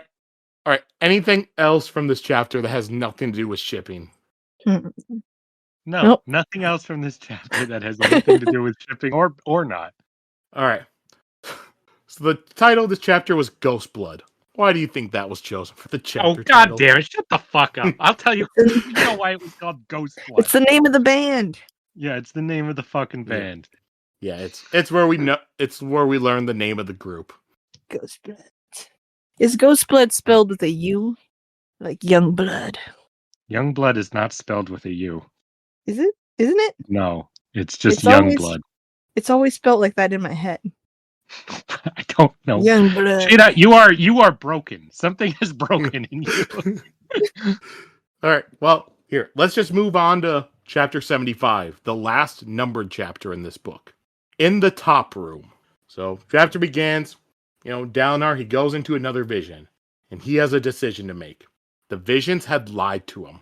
And he finds himself in a place of smoke and shapes would rise up from the smoke and stuff like that. Dalinar feels like he has seen this place before in his very first vision that he had many months ago. And then he hears a voice telling him that he must unite them. Dalinar asks why he had been lied to. And the voice responds, "Unite them. The sun approaches the horizon. The Everstorm comes. The true desolation. The night of sorrows." And Dalinar, he demands answers and that he cannot trust the voice anymore. And the vision changes and he's on an open plain of rock. He remembers this as the first place he had gone to in a vision. And he's overlooking the city of Kholinar, and it has been destroyed. And the voice says that he cannot fight any longer. And the voice, it forms into like a figure. Dalinar asks who the voice is, and the voice, points out to the distance after it becomes like a figure, and it says that Dalinar can see it beginning in the distance. Dalinar tells him to stop speaking in riddles and answer his damn questions. And a wall of darkness is approaching. Dalinar asks him if he's seeing the past, the future, or something else. And the figure responds, "You're probably wondering if this is a vision of the future." And at this point, Dalinar gets confused, since he just asked that question. And then he remembers that that was exactly what was said to him the very first time he had this vision. And the figure says that he cannot see the future completely. Cultivation, she is better at it than I. And that the further you look in the future, it kind of is like looking into like broken glass. So you have the more pieces that you can see. So you can only guess the future. And at this point, Dalinar realizes that this voice cannot actually hear him. It was not speaking in riddles. Dalinar just assumed that it was answering his questions. So in reality, it never actually told him to trust Sadeas. I was like, seriously? Was Dalinar stuck in Tom Riddle's diary and just didn't figure out that it was just a memory? And that, like, for all this time? I think that's... Yeah, he would ask questions, the thing would talk back to him, and they'd think, all right, now how does that random thing he just said fit into my question that was asked? No, I'm like, okay, Dalinar is not the smartest one. Like, see, that sounds like a fun thing to go back and reread to see. Like Harry Potter knew that immediately. He's like, oh, they can't see me. Sheta, this is a world where men aren't allowed to read, Also, Sheta, there's a bit difference because before the voice would talk to Dalinar, he would be actively interacting with the other things in the vision. I just think that... So that would be like funny. if Harry Potter went to the journal and he could interact with like, Tom Riddle and Dumbledore and stuff in the past stuff. And then suddenly someone else shows up and that's the one thing that he cannot actually interact with. And it starts talking to him. I just feel like someone like Jasnah would have figured that out right away. Men aren't allowed to read, Sheta. That's all I feel I need to say. It's okay. We all still love Dalinar. And yeah, Justin, to answer your question, if you go back and you reread like that thing where he's asking to trust Sadeas and stuff like that, if you get rid of Dalinar speaking, the talking without Dalinar speaking, it all makes sense for what it's saying. Oh my. Yeah, so that sounds really fun to look at while already knowing. Because when you read it just the way you're meant to, you're not going to assume that, This is why you only ask the magic conch yes or no questions. Like, when you ask, can I trust Sadeas? Yes. Like, you just said you only ask it yes or no questions. You're saying this is why. This is why you need to ask more in complicated questions that have real answers, not just a yes or no answer. To test if visions can hear you or not. Well, to really, you should. You shouldn't trust it so blindly. You know what? I think you're being a little judgmental. Oh, I'm being very judgmental. On something that I don't think you could possibly be judgmental on. I think it's really funny. Though now I think is the Way of Kings book like the key, well, this is kind of going too far back, but like, is the Way of Kings book like Tom Riddle's diary, where you have to read it to get access to these memories and stuff? Well, no, because other people have read the book, right? Yeah, like his brother. Well, his brother is able to do it. What's his name? Taravangian was saying, right, that people really started talking like this after his brother was killed. That's soon after he got the vision, so I think it's tied to that in some way. Something changed in the world behind the scenes. Mm-hmm. Yeah, people started like doing the death I'll just say it. They're called death rattles. That'll be. I wrote that in my notes. Yeah. Yeah. Death rattle report. Yeah. The death rattles started showing up around 7 years ago, which was around the time that Gavilar was investigating the Shattered Plains. Mm-hmm. And Dalinar started getting the visions a few months ago. Yeah, and as this whole darkness is coming, the figure says that this is what it fears will happen. It's what he wants. The true desolation. And the first time Dalinar had gone through this vision, this was the point that it ended. But this time, it just continues. Yeah, the darkness, the sand and stuff, it hits and everything starts getting destroyed. The figure says that he hopes that what he has shown has given Dalinar a foundation to understand. The figure doesn't know who Dalinar is or how he found his way here. Most of what Dalinar has seen, the figure has seen directly. But some, such as this, is born from his fears. And then the ground falls away from the wall of dust, and the figure says it can't leave much but these few images. And the figure doesn't know if anyone will ever see it. And the figure says it isn't just about you as it points up at the sky. Dalinar looks up and starts seeing stars winking out. The figure says this is about all of them, and he should have realized that he'd come for him. The figure says that he leaves this because he hopes that there is a chance that someone will find what to do. And he asks if Dalinar wishes to fight. He says that someone must lead and unite and protect them. He says to speak again the ancient oaths and return to men the shards they once bore. The Knights Radiant must stand again. He says that men must not squabble as in times past. The enemy has realized that given, time, men become their own enemies. Your legends say you won, but the truth is that we lost, and we are losing. He says that you might be able to choose a champion. They are bound by some rules. A champion could work, but is not certain. And without the Dawn Shards, Dalinar asks who the figure is. And the figure says that he was God, the one you call the Almighty, creator of mankind. And he is now dead. Odium has killed him. That's the end of the chapter. So we got another dead god. This it seems like this Cosmere thing is not going well behind the scenes. Yeah, something's happening. Mm-hmm. Doesn't he Here's the say thing. Oh, please. Doesn't he say something like, "Sorry, I'm dead"? Mm-hmm. Now, it's a big revelation that this is the Almighty. That's something that kind of wondered. But at the same time, I'm like, what do I trust here? I've heard that before in these. Well, like everyone says they're God. Mm-hmm. I do personally trust this thing. I think it's telling the truth, but I do wonder. Yeah. Have we had anything that said they were God but was lying? Yes, we did. It was ruined. When did he lie about being God? What do you mean? That was Zane's whole thing. God was speaking in his ear. And he was God. No, he was not God. He's not the creator of all things. He's just some guy who got a power. Well, technically, Ruin and Preservation, God. Ruin and Preservation together created Scadrial and the life on there. Okay, so God with a capital G is not some entity that gains a power to wield a primordial force. That's not God with a capital G. You could call that a God, but that's not God. God would be, as this guy said, the creator of this, of all.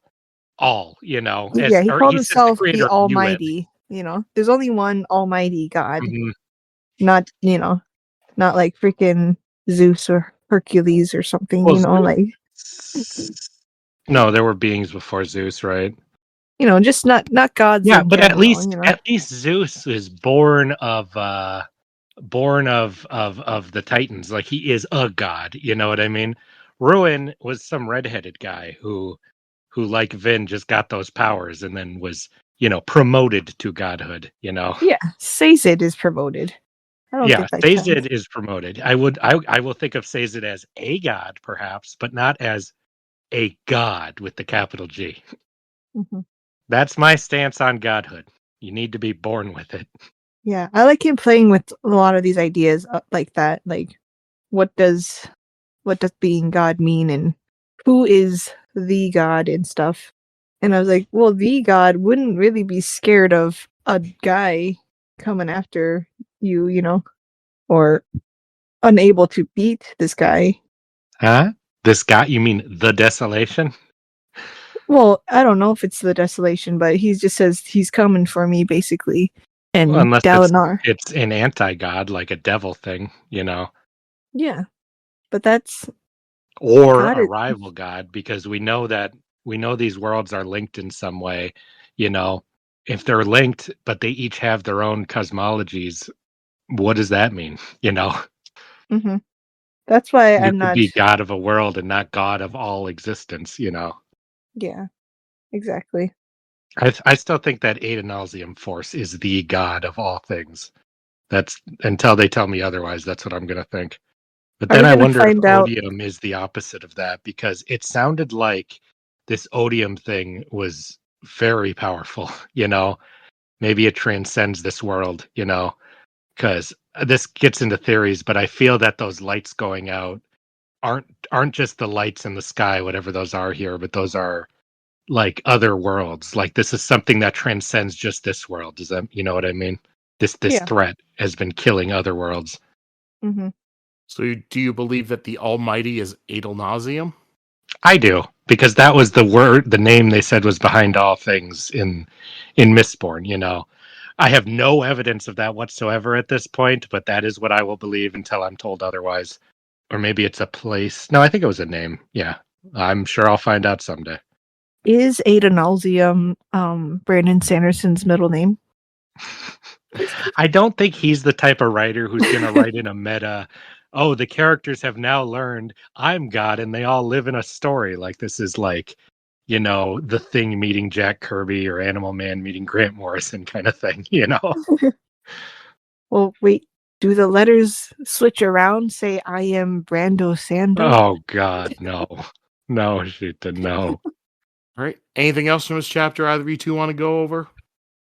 I thought the god has a very distinct look.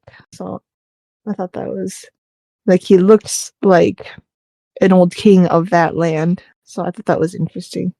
Yeah, I'm always surprised when in a story like this, everything's kind of more scientifically grounded, you know, like all the magics have pretty set ways they work. The world seems to make sense. So when you cut to a god figure and it's just a guy, I'm always very surprised by that. That's very interesting because I would expect it's some kind of like modern science god thing where it's like just a big energy blob or something like that. A cloud Yeah, or a something. storm. I think Brandon Sanderson's very interesting because I think he is a conundrum, you know.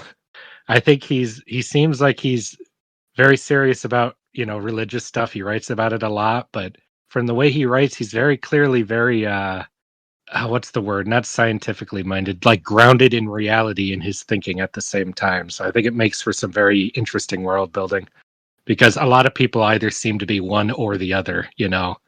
Yeah, he seems to be very interested in the idea of religion and gods, or the idea of religious figures and how they were just human, and if you believe that they were real and stuff and walked around here, like what Mhm. does that mean? You know? Yeah, like if you go back and you say Cain and Abel both existed and are parables for humanity, right? Like Hmm. at the same time, it's both. That is an interesting thing to think about, you know, and to Yep. think about how they would fall into living so close to, you know, being from the first men cast out of the Garden of Eden. Like, what would that mean to actually live back there as if it actually happened, right? And then have Hmm. all this time pass to the modern day. But then it is still deific. It's still greater than just people and stuff. So yeah, it's fun. All right. So the name of this chapter was In the Top Room. So why do you believe that was chosen for a chapter title? That must be where they were at, where they were chatting. Oh God, Um, what is it? The line that starts the very next thing. I don't have my book on me. The line that starts the appendix thing. The Ketik? Epilogue. It's the thing that's the same back and forth. Oh yeah, the Ketek. A Ketek. Yeah, what's the line? Above silence, the illuminating storms, dying storms, illuminate the silence above. All right.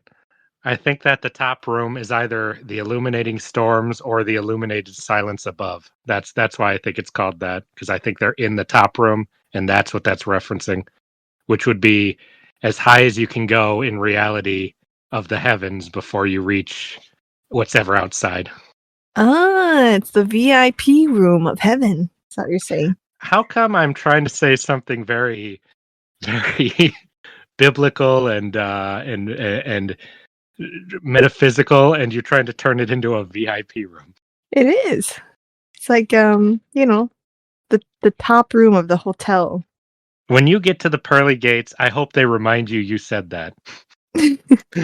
Aw. They're like, oh, this is just the VIP room of a hotel, is it?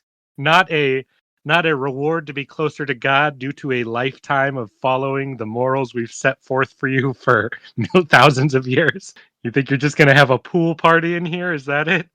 If it's any kind of heaven I would want to be in, then yes. And then they say, that's right, come on in. You, Justin, you didn't believe this was a cool VIP room. You're not allowed. Yeah, like what 12:11, did you I think go it was? straight down. A boring, empty room? Well, that's what you get for heaven.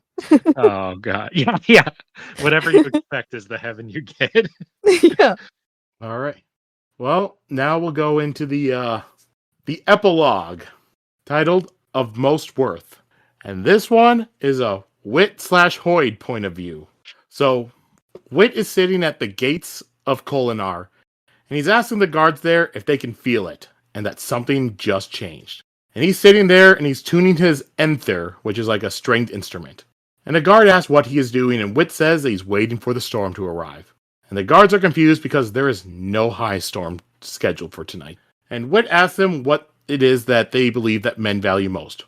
One of them, he says, music. And Wit says that if you ask people, they will give you different answers, such as artistic ability, great intellect, or talent to invent. Their answers told him about their hearts. And he gives this example about if someone invents something right now, then they would be lauded as a genius and a master. But if someone else invented it a week later, with no idea about the first person, then they would be called derivative, even though they had put in the same amount of work. I'm sorry, Doesn't but matter. this feels like a hand of God coming in and complaining about some review he got at one point to me. I thought that as well. Like, he's right. This is actually a really good point. I like it quite a bit. But I'm like, geez, Brandon, who hurt you? I feel like I've heard like this sort of thing in like other stories as well. People say a very similar thing. I'm sure any published writer is going to have that feeling very specifically too. Because, you don't know every story that's ever been written. You sit down to write, you write something so deep and important to you, and then somebody's like saying it, yeah, that happened in this other book. He just copied it from that other book. You're like, I didn't even know that book existed. Yeah. So like what Suzanne Collins would say about Hunger Games when compared to Battle Royale. Mm-hmm. That's actually a really good example, because from what little I know about her, I don't think she'd ever even heard of that book or movie. It's not within her sphere. Yeah. Yeah. And when I've heard what her inspirations were, I can really see where the idea for that story came from. Makes a lot of sense. Yeah. And the idea of a battle royale is not original, but that too. It's the high schoolers fighting for their life for a corrupt dystopian society thing, though. Just specifically to prove that the government can, if they can do the most horrible thing to kids, they can do anyone. It is very similar. Yeah, but they're not even in high school. Why is it only young people in it? It was supposed to be like their children and stuff, Yeah, and that's exactly. But they're not like Hunger Games is 12 to 18-year-olds, and yeah, and Battle Royale was just taking one class. Yeah, one school. Yeah, so it wasn't even just high schoolers in Battle Royale. They had, I don't remember the book that well, but at the beginning of the movie, it was a little kid, who had won. Yeah, I never read the book. I just know in the movie, you had the little kid, and they just take one entire like class. So I don't know if they change it like different like middle school stuff, or if it's just that was just a petite high school girl. And I've never watched Battle Royale 2. Don't. It's shit. All right, and so Wet goes on. He says, it doesn't matter what you create, but what you create before anyone else. What men seem to value most is novelty. And then something begins pounding on the gate doors. And Wit says that the storm has come. And the pounding, it gets louder and continues. And then a shard blade is jammed between the doors from the outside and cuts the bar holding them. The gate doors open, and a very large, dark-skinned man with matted hair and ragged clothes is standing there. And Wit says, "Welcome, Lost One." And the guards, they ask the man who he is. And the man looks at them with his dark eyes. He tells them to go raise the call, give the warning. He says that he is Talinel Elin, Stone Sinew, Herald of the Almighty. The desolation has come, and that he has failed. And then the man slumps forward, collapses to the ground and drops his shard blade, which does not vanish. And Wit says that what they value most is timeliness, and he fears that you may be too late. And that's the end of Book 1 of the Stormlight Archive. I gotta know how Wit Hoyd knows this stuff. This is so much stuff he knows. Did you recognize the name of the man that showed up there? No, but I can guess who he is. I think he was the left herald that was left behind. That was my guess too, but I did not go back to confirm. Yep, that's correct. The guy left behind, his name was Talm. That is so goddamn fucking badass that he'd show up like this. Yeah, like a freaking zombie. Like, what has he been doing all this fucking time fighting this shit? Nobody even knows, He's that awesome. I've been wanting to see him since the beginning, so I'm really glad. Oh, and I was thinking that this is kind of like that thing, that backwards, frontwards thing. That's true. Now you got me wondering, can you do that? Are all the fucking chapters... No, that doesn't work. Yeah, no. Because Wit did not have the first chapter, so that does not work. Unless he's one of the heralds. No, I mean the second chapter, like the... yeah. Well, no, if the herald shows up here, is there a similar plot point in every single chapter? Maybe that's how it would be if you do it backwards. So that would be a really hard book to write. Yeah, because then, so you'd have the prelude and then this epilogue. And then the prologue is Szeth killing Gavilar, and then chapter 75 is Dalinar talking with the Almighty and stuff. And then you'd have the whole Kaladin fighting on the battlefield, and Shallan and Jasnah talking about the Ghost Bloods. I don't think it works. Also, I think that'd be too much work for anyone to do for virtually no payoff. Yeah, you can do it in one poem, but not an entire book. I was impressed with the poem. I thought that was really good in the next chapter. Yeah. Oh yeah, and if you want to know that Ketik, that that's right after this, that's the titles of the part names. Oh, really? Cool. Interesting. Yep. All those part names are that's fun. Ketik. All right. Anything else from this epilogue you two want to go over? No, I'm just happy to see Tom again. Did we ever see him? I thought they just talked about him. Oh yeah, they just talked about him. But I thought that he might just be dead or something. So I think his description coming in like he's fucking Jason Momoa's Aquaman, looking all badass, covered in water, ripped as shit, I thought he was like give away my casting, Jason Voorhees. I didn't realize. Jason Voorhees? Yeah. What are you talking about? Covered with like he was living underwater for like years, hundreds of years, He was described as having glorious long hair, dark skin. Well, this is after he's revived. Nothing but a loincloth. What? After he's revived, I said. You think Jason Voorhees would look that hot? We know what he looks like. He's all messed up. He's got a messed up deformed face. Are you talking about Jason Lives Jason? I don't know. Maybe. Because that's when he came back to life was No, she's not thinking anything that specific. No, I just imagined it just because coming out with the sword looking all like deranged and stuff like that. What about the long hair? Yeah, I know he might look a little more like Jason Momoa, but that's... Sheta, you are unhinged today. Finishing a book has brought something strange out in you, is that it? Yeah, I don't like it. I hate You don't like things. It? Yeah. Well, you're not. You're just leading right into the next one. Yeah, but we ended something. Yeah, if this was a show, I would just start the next season right away and stuff. All right, so the name of the epilogue was Of Most Worth. So why do you believe that was chosen for the chapter title? God damn it. They only talked about it for like 5 pages straight. Yeah. No. That was Hoyd's song that he was singing.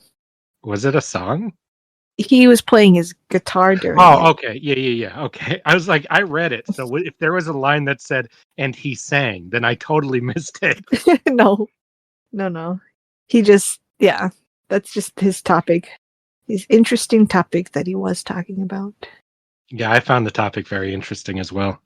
I thought that the novelty thing was a really interesting way to look at why it is that we have no value for something genius somebody does if it has no utility to us.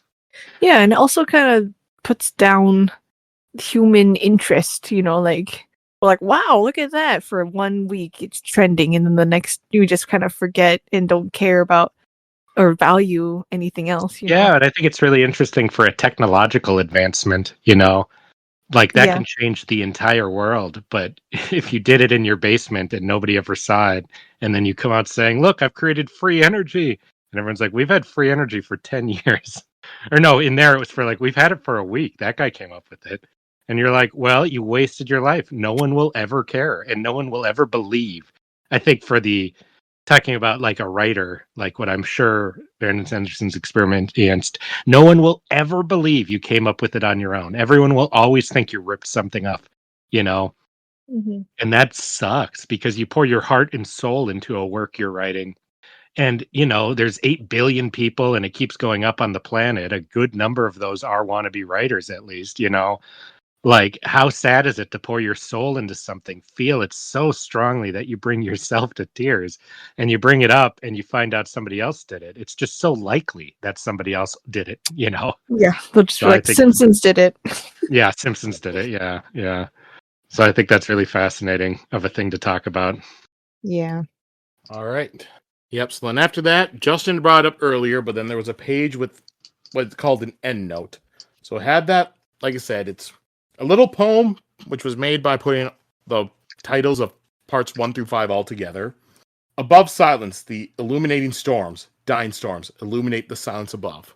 And the rest of the stuff written on this page I felt was pretty interesting, so I'll just go through it. The above sample is noteworthy, as it is a ketic, a complex form of Holy Voron poem. The ketic not only reads the same forwards and backwards, allowing for alteration of verb forms, but is also divisible into 5 distinct smaller sections, each of which makes a complete thought. The complete poem must form a sentence that is grammatically correct and, theoretically, poignant in meaning. Because the difficulty I like in the constructing theoretically quite a bit. That sounds like a little scholarly humor he added in, the guy who wrote this. Because the difficulty in constructing ketic, the structure was once considered the highest and most impressive form of all Voron poetry. The fact that this one was uttered by an illiterate, dying Herdazian in a language he barely spoke should be a particular note. There is no record of this particular ketic in any repository of Voron poetry, so it is very unlikely that the subject was merely repeating something he once heard. None of the ardents we showed it to had any knowledge of it, though 3 did praise its structure and asked to meet the poet. See, that's really sad because now you realize this came from some bleeding out person. No, it's more exciting than that. Because you're like, well, where did this come from? Oh, I don't mean it's not exciting for me, the reader. I said it's sad because you're like, oh, that's pretty clever, and that's pretty interesting. Oh, they tortured it out of this person and then wrote it down. And then we leave it to his Majesty's mind on a strong day to puzzle out the meaning of why the storms might be important, and what the poem may mean by indicating that there is silence both above and below said storms. See, that's the most interesting part because then it makes you think that it was not an act what the king does where he seems kind of slow sometimes. Maybe he does have some kind of mental, thing where he's kind of back and forth on how smart or kind of like out of it he is due to his age, or maybe he's suffering some kind of vision thing of his own, So I'm very curious to learn more about him. Yep. And then after that, we had the Ars Arcanum. And this book here is where the Ars Arcanum really starts becoming something more than just, here's the magic and what it does. This one is more written like somebody writing notes and putting stuff together. Just some things in it that I thought were interesting, like, because it's talking about, I'm not certain yet how the 10 levels of Voidbringer or its cousin, the Old Magic, fit into this paradigm if they can. My research suggests that, indeed, there should be another series of abilities that even more esoteric than the void bindings. Perhaps the old magic fits into those, though I'm beginning to suspect that is something entirely different. Talks a bit about, the different kinds of fabrials you have, like altering fabrials, pairing fabrials, all that. And then it goes into the wind running and the lashing. And just this paragraph. Reports of the assassin and White's odd abilities have led me to some sources of information that I believe are generally unknown. The Windrunners were an order of the Knights Radiant, and they made use of two primary types of surge binding. The effects of these surge bindings were known collectively among the members of the order as the three lashings. And then it explains the three lashings. I know this is what most people love most about these books, is getting to learn the magic stuff, but it's just not my way. What about you, Sheta? I'm a visual learner, and Then how do you read a book? I... What do you mean? I visualize the novel in my head. Yeah. Yeah. But, if I'm trying to learn something... Yes, I can see stories and characters fine. But, if it's... I see. Yeah, if it's instructions or, I need a chart, I need a graph, maybe, Oh, you listened, so you didn't get to see the chart. There was a chart. Oh. Yeah, it was a very, it was a very I figured clean- there would be. You'd like it a lot if you can pull it up and look at it. Yeah. No, the chart would help, and then, for the other stuff, I'd like pictures and diagrams and things like that. That's what would, and if I got to play it, as a video game, then I would like it. Well, that's totally different. But yeah, it's so interesting that you lose out on the... How did they read that big chart in the audiobook? Just straight across, I guess. Just That sounds so fucking boring to look at or to listen to. No, it was kind of... It was? They did it well? Yeah, but it did sound like that one chapter in the Bible. The chapter... Wait, the verse where they're going through, the whole lineage? Yeah. And then Yat begot Yat, he lived for 500 years. He begot Yat, he lived for 500 years. Just for, so long. I was at a church service once where that was, the reading they did that day was that. Oh, my. Section. Why? I don't remember. It had to connect in some way. It's been a while since that service, so I don't remember exactly what. It might have been a day where somebody was being baptized, or someone was like, "This is my favorite verse in the Bible." Yeah. Whenever I have hard moments, I always turn to this verse in the Bible, and it's just one of those. Yep.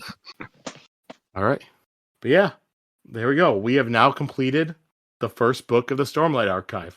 And we'll save our overall thoughts for the book until next week when we do the wrap-up episode. It stinks. Justin, you just spoiled it for next week. Yeah, Joe knows what I was doing. Okay. No, I'll have a more in-depth review next time. Yeah, but I do want to ask just one or two questions that came up in this. So first question I want to ask you is why do you think Syl was talking about how she does not like shard blades? Well, now I kind of have a theory after that comment that Syl is not, or the Spren, I think, are not all from the same side. I think there's good and bad fairies and stuff. And I think whatever makes the shard blades is not the same as what is giving the powers. I think it's because I don't know if it's that they're on opposite sides or something, but Syl is I'm sorry, was it an oath spren, right? Honor spren. Honor spren. Honor spren. And they have the, the gravitational thing with the binding and stuff like that. Like that's kind of the tangential, the real life application. And the shard blades remove, when they cut off a limb, it is removed from the body. It's just gone. It's just not a part of it anymore. I feel like it's the exact opposite of what she is. Same with the killing aspect of it, but very specifically the whatever a soul is, when you get your arm cut off with the oath blades, it's removed from it. And I think that's a thing that's just completely antithetical to what her very nature is. And that, yeah, just that simple. I'm really sad because now I don't think Kaladin will ever get a shard blade. Because if he's using Syl for his powers and she doesn't like it, he's not gonna like it. Or even maybe he might even be like smit and his powers taken away if he takes on a shard blade. You know? Well, what's his name has a shard blade, right? The killer. Yeah, but that's what I mean. I think he's using the bad Spren, or like a truthless Spren. Does Szeth have a Spren? I assume that because Jasnah said that the Spren are tied to the powers they have. I just assume that all powers come from Maybe his bonding Spren with is just Spren personally.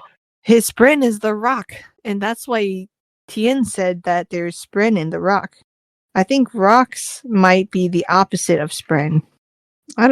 Maybe dead rocks, not light rocks. I don't know, something like that. Rocks Have are we big. seen Spren come from something that was not alive? That would be the question. Something that is lifeless, like a rock. Well, fire, does that count, or is that like an energy? That's an excellent question that I don't have the answer to.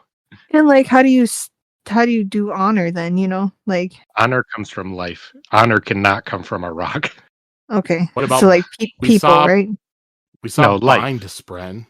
You see, that would be like what Sheta said with fire. That's a force. Gravity's an energy, kind of. I mean, it's not, but we don't really know what it is. If Sheta's this is just me going off what you said, Sheta. Okay. If you're making the argument that things like rocks, which have no life to them, they're just a deposit of things, that Spren aren't, that they're the opposite of Spren, and Spren is life, and now I'm saying energy too.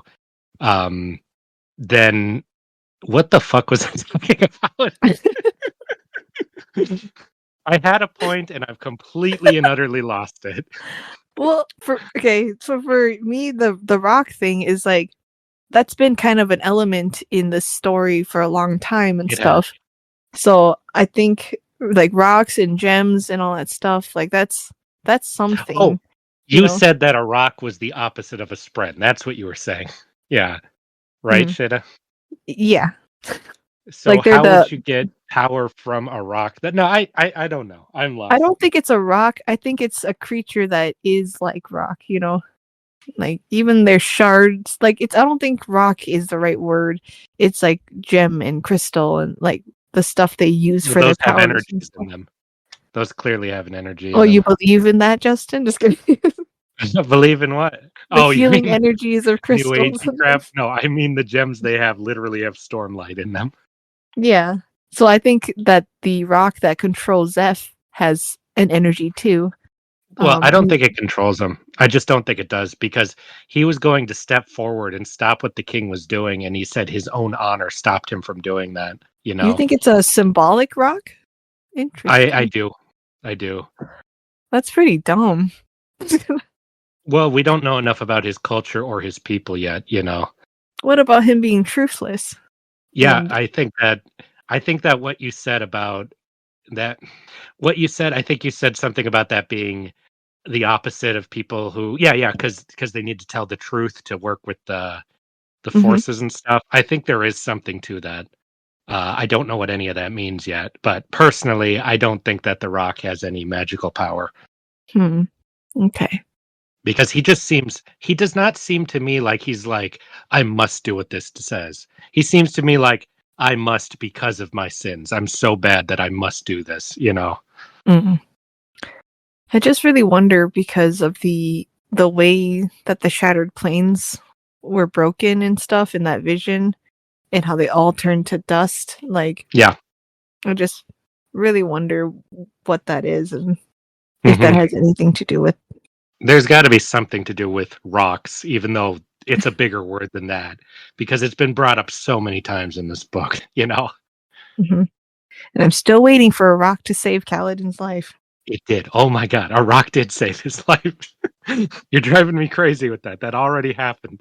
All right. So let's well, do either of you have any theories you want to throw out from the end of the book? I already said, I think Odium is an entity from beyond just this world. I think that the lights going out in the sky are a metaphor for the other worlds of whatever the fuck the Cosmere is. going out, that this is some bigger force that has made its way to this world now. And that's why God seems so weak by comparison to it. And probably why Hoyd's here and has some knowledge about things. Maybe he's seen this happen on other worlds, but he's not trying to stop it. So I don't know exactly what he's doing. He's just along for the ride. That's Could Hoyd. be. I don't know.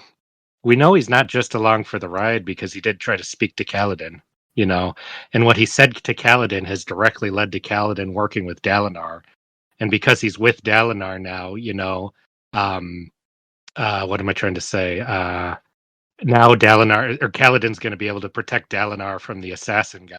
You know what? What was that name? What was that?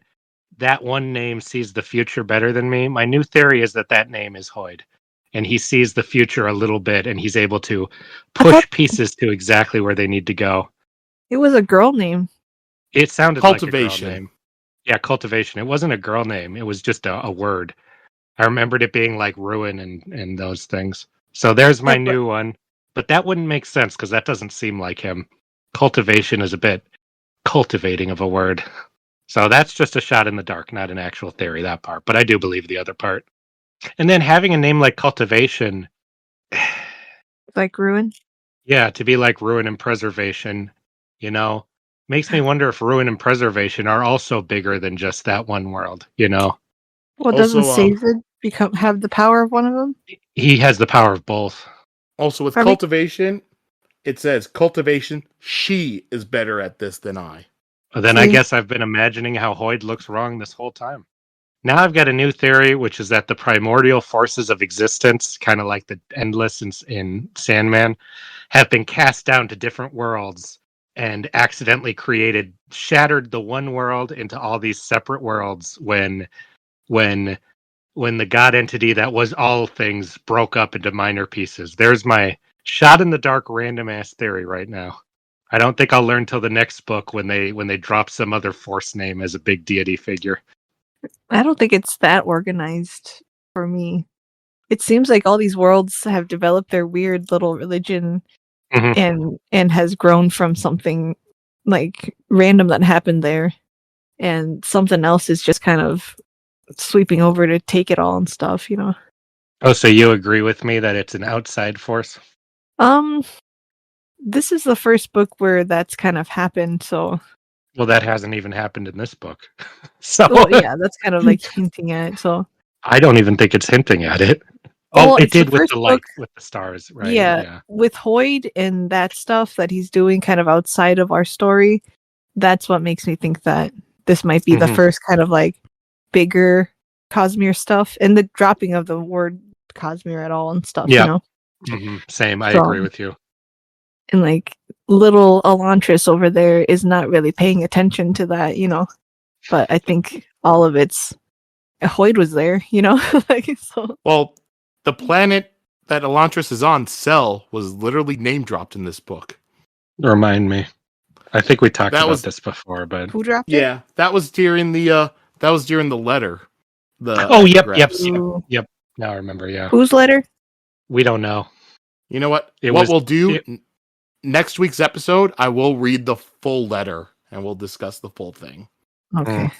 Well, yeah, then that kind of stuff makes it seem like, someone's looking at all of these worlds in a specific way. Well, we know that because there's also people searching for Hoyd, and the people in the letter, one of them said, I like something similar to, I know that you don't agree with, interfering or something like that, Like there was a lot of stuff implied, but not touched upon. I think it's really funny that the middle of the book has all that stuff and gets you really thinking. And then they cut right back to they go to the death quotes after that to get you to kind of forget about that a little bit too. I think it's funny. All right. Any other theories? I don't want Dalinar to be killed. Oh yeah, that was horrifying. I didn't like that either. Again, I think I know how things are going to go, and it's going to be fine. But it was still pretty horrifying. Yeah, like not now that he's become his own man again and stuff. So. Yep, and now we have everybody going to the Shattered Plains. Kaladin and Dalinar are already there. Shallan and Jasnah are on their way. Szeth's on his way. Szeth's on his way. Like Like Kramer coming in. Yeah. Audience just claps. Gosh. All right. Now I need to ask you: have either of you two read the back of the book? No. No. All right. So this Stormlight Archive, it does something that I don't think I've ever seen done on any other book. The back of the book is written by somebody in world. That's awesome. So here, I'll read it. I long for the days before the last desolation, the age before the heralds abandoned us and the knights radiant turned against us, a time when there was still magic in the world and honor in the hearts of men. The world became ours, and we lost it. Nothing, it appears, is more challenging to the souls of men than victory itself. Or was that victory an illusion all along? Did our enemies realize that the harder they fought, the stronger we resisted? Perhaps they saw that the heat and the hammer only make for a better grade of sword, but ignore the steel long enough and it will eventually rust away. There are four whom we watch. The first is the surgeon, forced to put aside healing to become a soldier in the most brutal war of our time. The second is the assassin, a murderer who weeps as he kills. The third is the liar, a young woman who wears a scholar's mantle over the heart of a thief. The last is the high prince, a warlord whose eyes have opened to the past as his thirst for battle wanes. The world can change. Surge binding and shard wielding can return. The magics of ancient days can become ours again. These four people are key. One of them may redeem us, and one of them will destroy us. Interesting. I really wonder who the we is. We watch, destroy us. That's interesting. If any of that means anything, of course.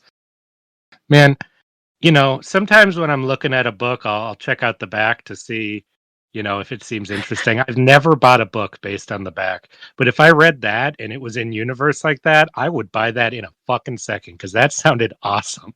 I think I have bought like a book or two or like a manga before, like off the shelf. Manga's like, different. oh, what's this? Because you're like, what's this about? A whole book, that's a much bigger investment on your time, And when it's like, Bill's an interesting guy and he does this, I'm like, okay, so it's like a book.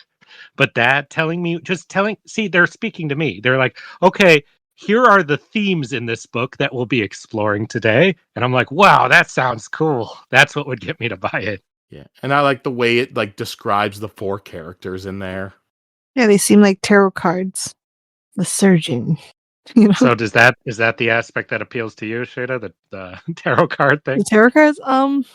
Or would you not buy this book from that description? Because for me, it's the line of peace is the worst thing for men, however it said it. I thought that was too cool. I would definitely get that. Would you? I don't know. I don't think this would appeal to me. Oh, yeah? Yeah. I don't really I don't know. There's just certain lines that make me not interested in the world. And yeah, I guess just war and when there was still magic, like things like that kind of make me have a pre-thinking about it. Oh, yeah, the line of a surgeon who must fight in the bloodiest war of all time. That's fucking badass, too. So I wonder which one's going to destroy us all. Yeah, I was worried about that, too. I never thought that. I thought they were all our friends, but we already know that one of them's trying to kill another one, so... True, but are the people talking our friends? Yeah, but even still, then that still means one of them is against us. What I mean is the people saying us, are they our allies or are they a force we want to be destroyed? Yeah, but still of the four, one of them, one will redeem and one will destroy, so there's still opposing forces in our group. I get you. Yeah. You know what? I'm going to say that it's Shallan, her and Jasnah. Yeah, no, I think it's the assassin. I think it was pretty clear it's meant to be the assassin.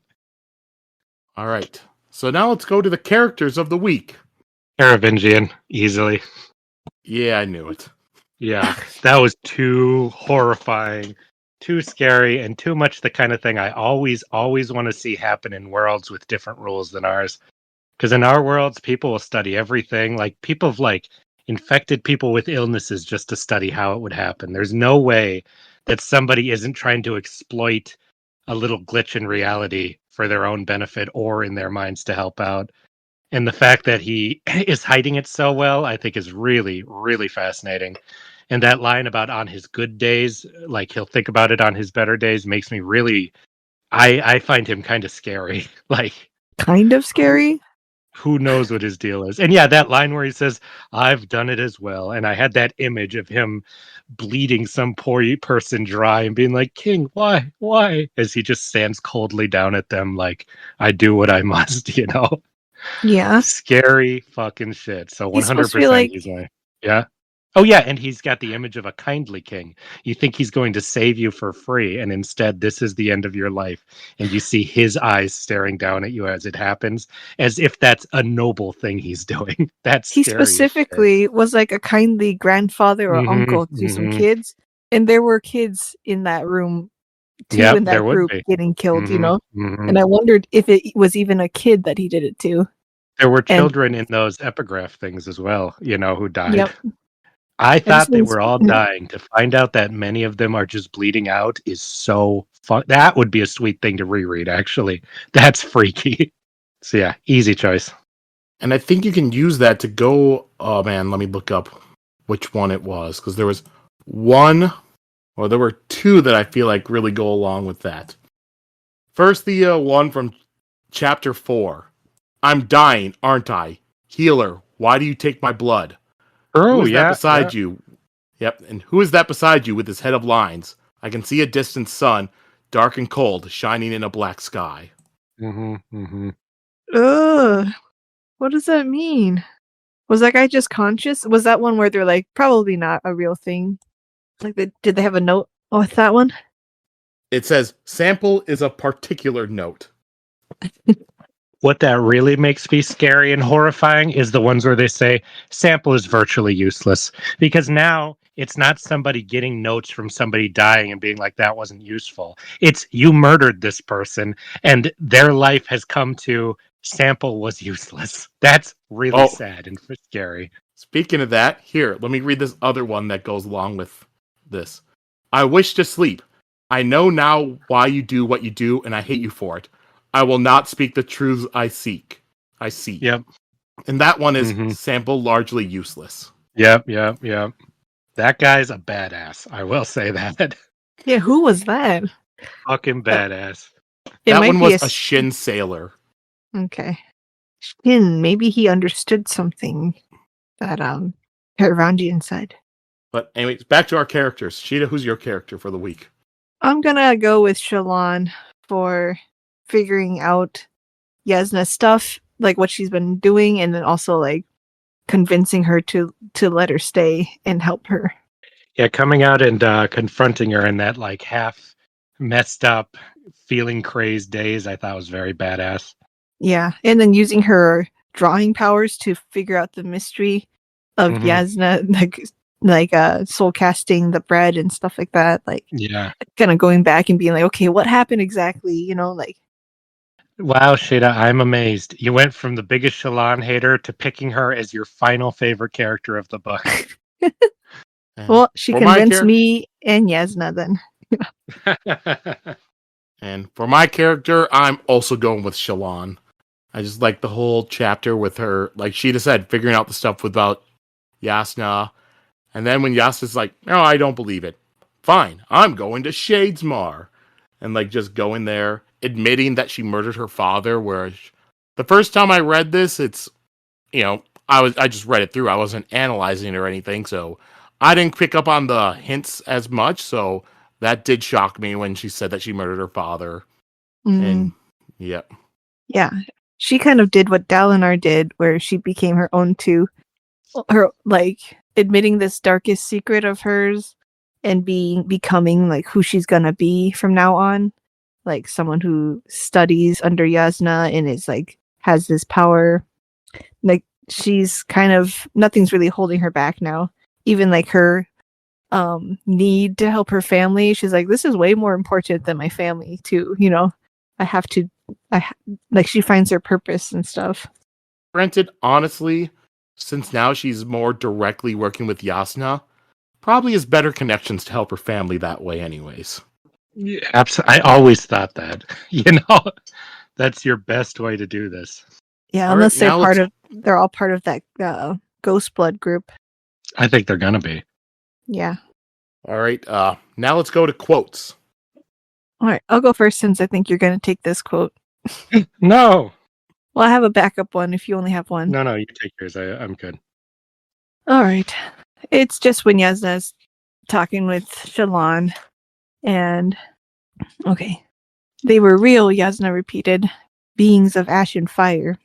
We fought them, Jasnah said. We fought so often that men began to speak of the creatures in metaphor. 100 battles, 10 folds. Flame and char, skin so terrible, eyes like the pits of blackness. Music when they kill. We defeated them, Jasnah said. Shallan felt a chill. But the legends lie about one thing, Jasnah continued. They claim we chased the Voidbringers off the face of Roshar or destroyed them. But that's not how humans work. We don't throw away something we can use. I thought at that point, it was just, I just liked how they phrased and revealed this whole part about the Parshmen. That just the part where humans don't throw away stuff that we could use. I was like, that's true. We're very smart and innovative. I thought that was cool. I'm glad to see that on Mhm. their world, humans are as crafty as we are. Yeah. Even if it's creepy and evil, like Yeah. we could use this.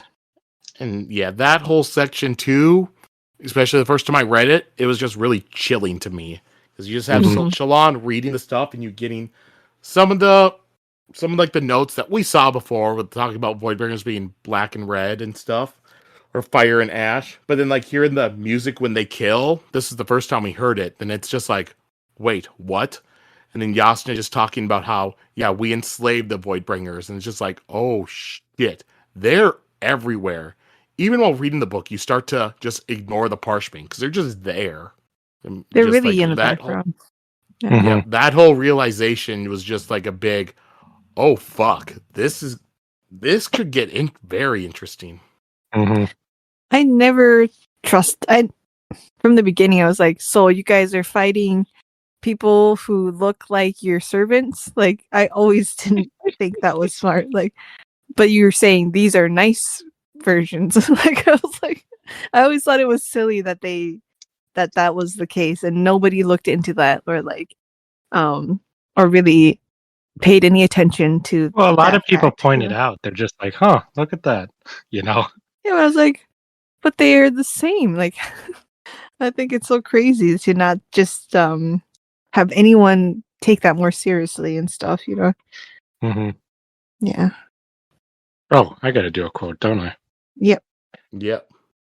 It strikes me that religion, in its essence, seeks to take natural events and ascribe supernatural causes to them. I, however, seek to take supernatural events and find the natural meanings behind them. Perhaps that is the final dividing line between science and religion, opposite sides of a card. I thought when Jasnah said that, that was a very interesting way to look at both sides, and I think I kind of touched upon before. I think that those are the two sides to Brandon Sanderson as a writer. That we are reading him try to parse out and figure out, you know, that in himself. So I think that's really interesting. I knew you were going to pick that quote. Yeah. Yeah, so I didn't pick it. But yeah, I thought that was really interesting too. It's kind of the defining like quote for Jasnah because that's kind of everyone calls her a heretic for that stuff, but that's just how she sees the world. She's like, I don't know what you guys are talking about. Like, you guys are doing this thing that makes no sense to me, you know, and I'm trying to do this other thing that just seems like what you need to do and stuff, you know. Luckily, I had two backup quotes this week since both of you took the two I thought of. Especially the one Sheta did. I did not expect anyone to do that. That was a very chilling, cool part. Yep. But I'll go with one that I was for sure someone was going to take somewhere in this section. But all right. So it's just, we already talked about it a bit, but I'll just read like this whole section from the Wit chapter. And so, in the end, what must we determine? Is it the intellect of a genius that we revere? If it were their artistry, the beauty of their mind, would we not laud it regardless of whether we've seen their product before? But we don't. Given two works of artistic majesty, otherwise weighted equally, we will give greater acclaim to the one who did it first. It doesn't matter what you create. It matters what you create before anyone else.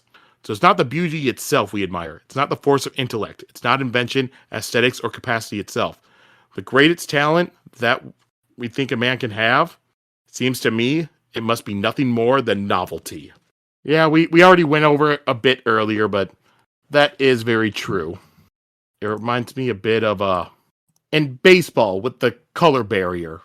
Because, everyone knows Jackie Robinson broke the color barrier, played, had to deal with a lot of stuff. It's a name that even people who don't watch baseball know. But thing is, especially back then, baseball was split into American League, National League. Champions of each league face each other in the World Series. So Jackie Robinson broke the color barrier in the National League. You don't get as many people talking about Larry Doby, who broke the color barrier in the American League. He did it the same exact year, had to deal with all the same issues that Jackie Robinson had to deal with, but since he broke it, a little bit later after Jackie Robinson, you don't hear as much about him as you hear about Jackie Robinson. Mm-hmm. But he still had a Hall of Fame career, so, and I know that that Cleveland, they have his number retired and everything. Yeah, it's interesting. Hoyt is working up to the point of what he's saying, and I was really wondering what word he was going to use or how he was going to phrase what people valued. So I thought novelty was a really interesting or a choice for it, because it just belittles that so much, valuing something for the novelty of it. It just is so much less than the act itself and the achievement, So all right. Yep. So then I'll go over with comments. We have a couple short comments I'll go over. Some of the longer ones, I'll save them until we do our preview episode for Words of Radiance, because that will be a short episode already, so we'll go over a bunch of comments then. But I'll do just 3 real short ones here, or 2 short ones. First one, this comes from The Final Empire, chapters 12 through 15, and this is from Scoliosis. This episode comes out This episode comes out a month later. The Wolverine question takes on new dimensions.